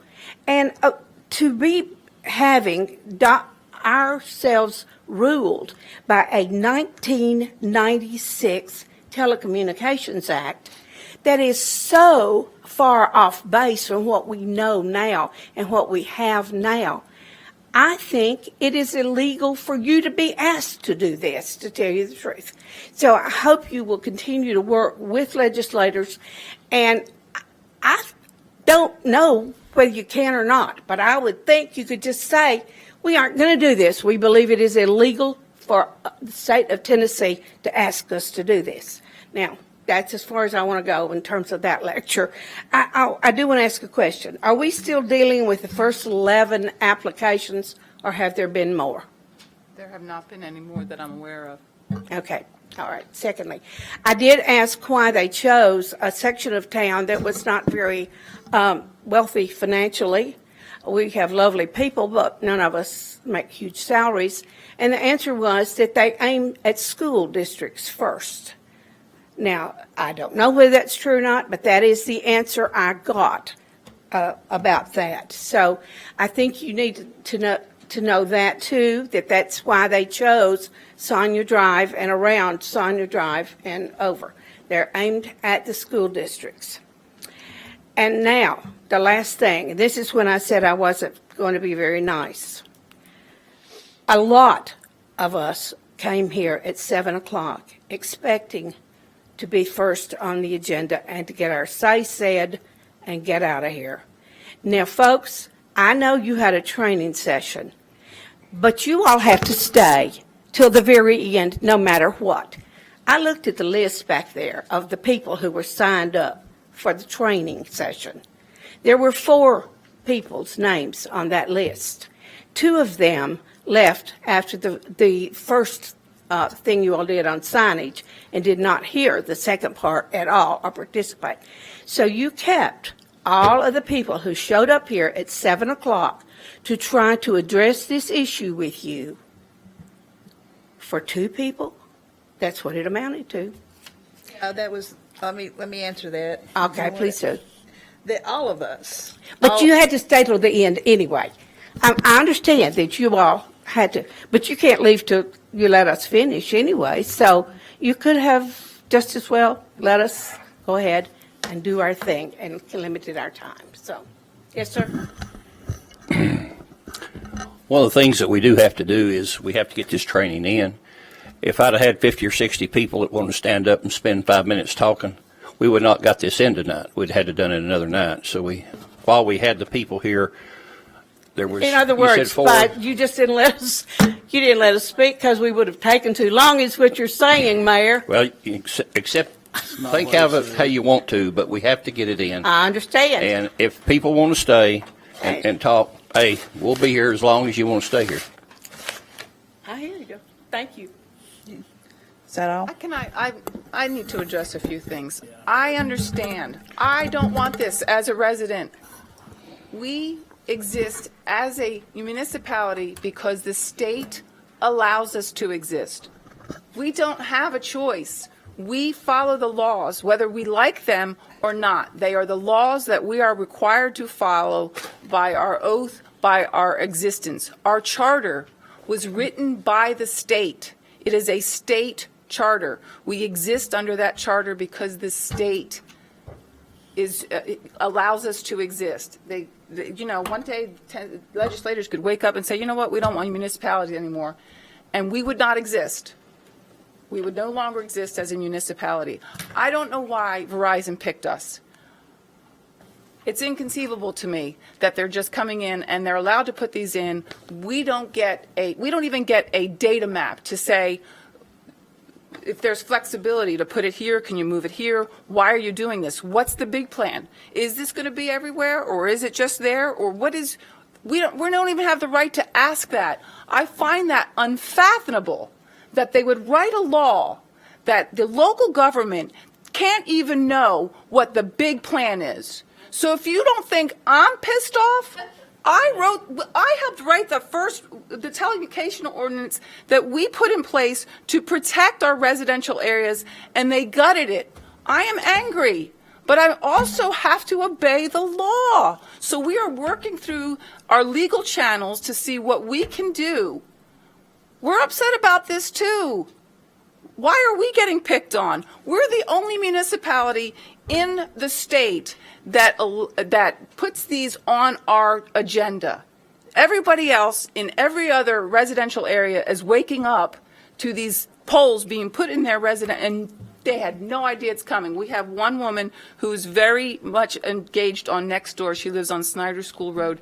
She's in Knox County. She is not in Farragut. She will not know if something comes into her front yard until it's there, because they'll handle it administratively. So we are here allowed to have the conversation, and I love that, but the state has tied our hands, and then whatever the state hasn't done, the federal government's making sure that we have limited options.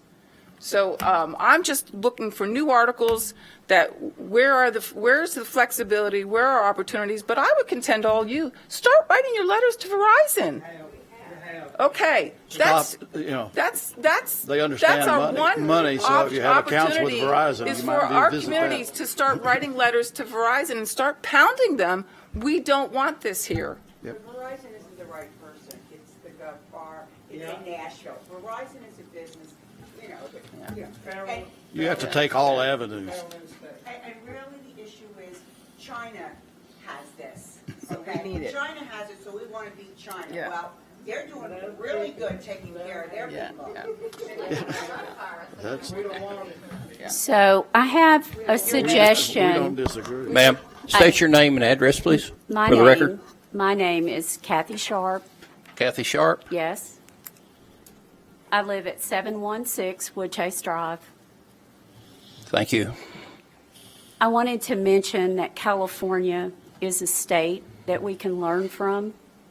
California put things in place in their state government that they banned this. They banned it. The federal law came along and overrid it. Yep. Just want you to know. If a whole state can decide, they are already fighting it, and it is in the works. So one of the things that we can learn from is perhaps California. What are they doing? Because they are fighting it. They're not just taking it, they're fighting it. Well, if governing.com just had a set of articles that were written this year, and there's a city, I can't remember the city, in California, and they're working through their ordinance, and no, it's not that. If you said it, I would say, yeah, that's it. But they are working through their ordinance, and it's not banned. They are trying to get them to separate them by, the initial ordinance was one company could only have them every 500 feet. The citizens wanted them to extend that to 1,000 feet. They negotiated to 750 feet. Well, that's just one company. I'm thinking, well, that's not a win. I want the win that says we get to say we don't want it in our residential community. And I haven't seen that win yet. I haven't seen that. There's a lot of the three lawsuits I know that are going on generally. One is about the fees. Yes. One is about the shot clock. And Montgomery County, Maryland's the only one that sued on the health effects and updating their guidelines. So we're keeping an eye on those. Okay, great. And following those. There's no sense in us trying to jump into it when it's already being litigated at the appeals level. So we're keeping an eye, and we're trying to figure out what's the language that's going to get us some leeway here. But we're tied to what the state tells us we have to do. I understand. I'd like to say one thing. Yes. I've kind of kept myself quiet because we've got a good spokesperson here. But I want everybody to know that you're preaching to the choir, you know. Yeah, we all up have here. yards too. And that we And do people, have to children. abide by what our attorney, town attorney, leads us to, and he too is keeping an eye on these I guess cases. I'm concerned because I'm a health physicist and I know the effects of EMFs and I know the health effects and what this will do, and this will hurt people. So from that standpoint, I don't feel comfortable in writing my name on a piece of paper that says I'm going to allow this in the town. I would never do it. And I know that the legislation is there, but I think that we could organize, we could be a little pocket. We could be a little pocket of country that organizes and says, you know what? We can figure out a way to say, when you figure out it's safe, then let's go for it. But prove to me it's safe first. I Thank think you. we can figure that out. Thank you, we appreciate it. Thank you. Anybody else? Anybody else? A lot of people out there that's not got up here.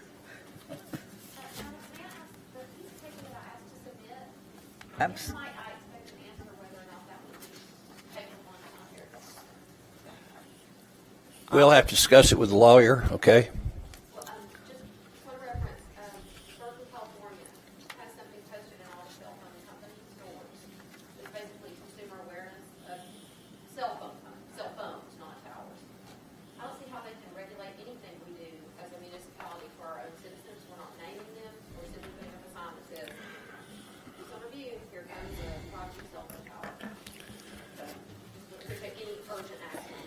Okay, action is being considered, believe me.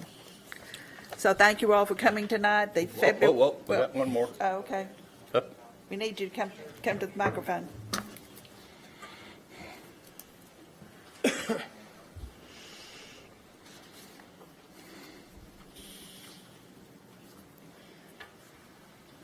Hi, everyone. My name is Terry Sharp. I live at the same address that lady over there does, But we need it anyway. 716 Woodchase Drive. Did you say Terry? Terry. Terry. Terry, yes. Good, thank you. And this is the first time I've been here on this, and I'm not near as knowledgeable as most people in the audience and probably you guys, but, and maybe this has already been talked about, but I just thought I would throw it out there because to me, the legal process is slow, and I'm kind of pessimistic, I guess, in that realm, and I think that even if we accomplish something legislatively, these antennas are going to be in our front yard before that happens. So in my mind, Verizon is coming here because there's money to be made. That's why they're coming here. So if you can figure out a way to take the money out of it, they may still come because they'll figure this community will turn over in time and the next generation won't be so resistive. But if you could figure out how to take the money out of it, they might just be discouraged. For example, if they put up all these antennas in here and nobody bought their service, that's a money-losing game. They might wait us out. They got deep pockets and wait on the next generation. But that's one way, if nobody bought their service. Could we rally enough people in the town of Farragut to not buy their service?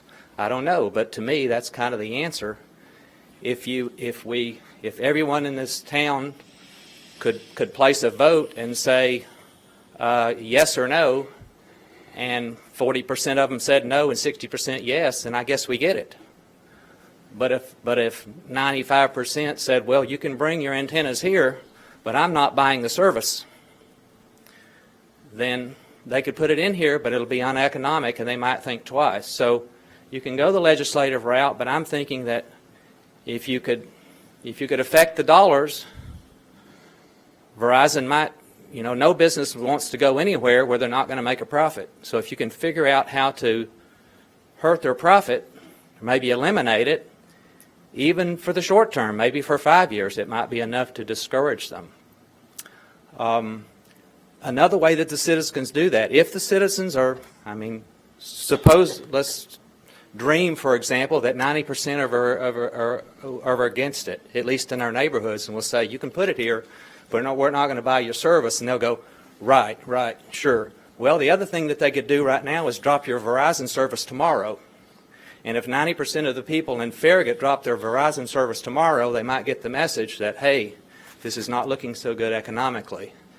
And so, personally, I feel like if you could affect their pocketbook, that would be quicker than the legislative process, although we should work both of them. So I just thought I'd share that. You guys may have already thought about this, and it's been mentioned to you, but I wasn't sure since I hadn't been engaged and thought I would bring it up. Thank you. Anybody else? Ladies in the back?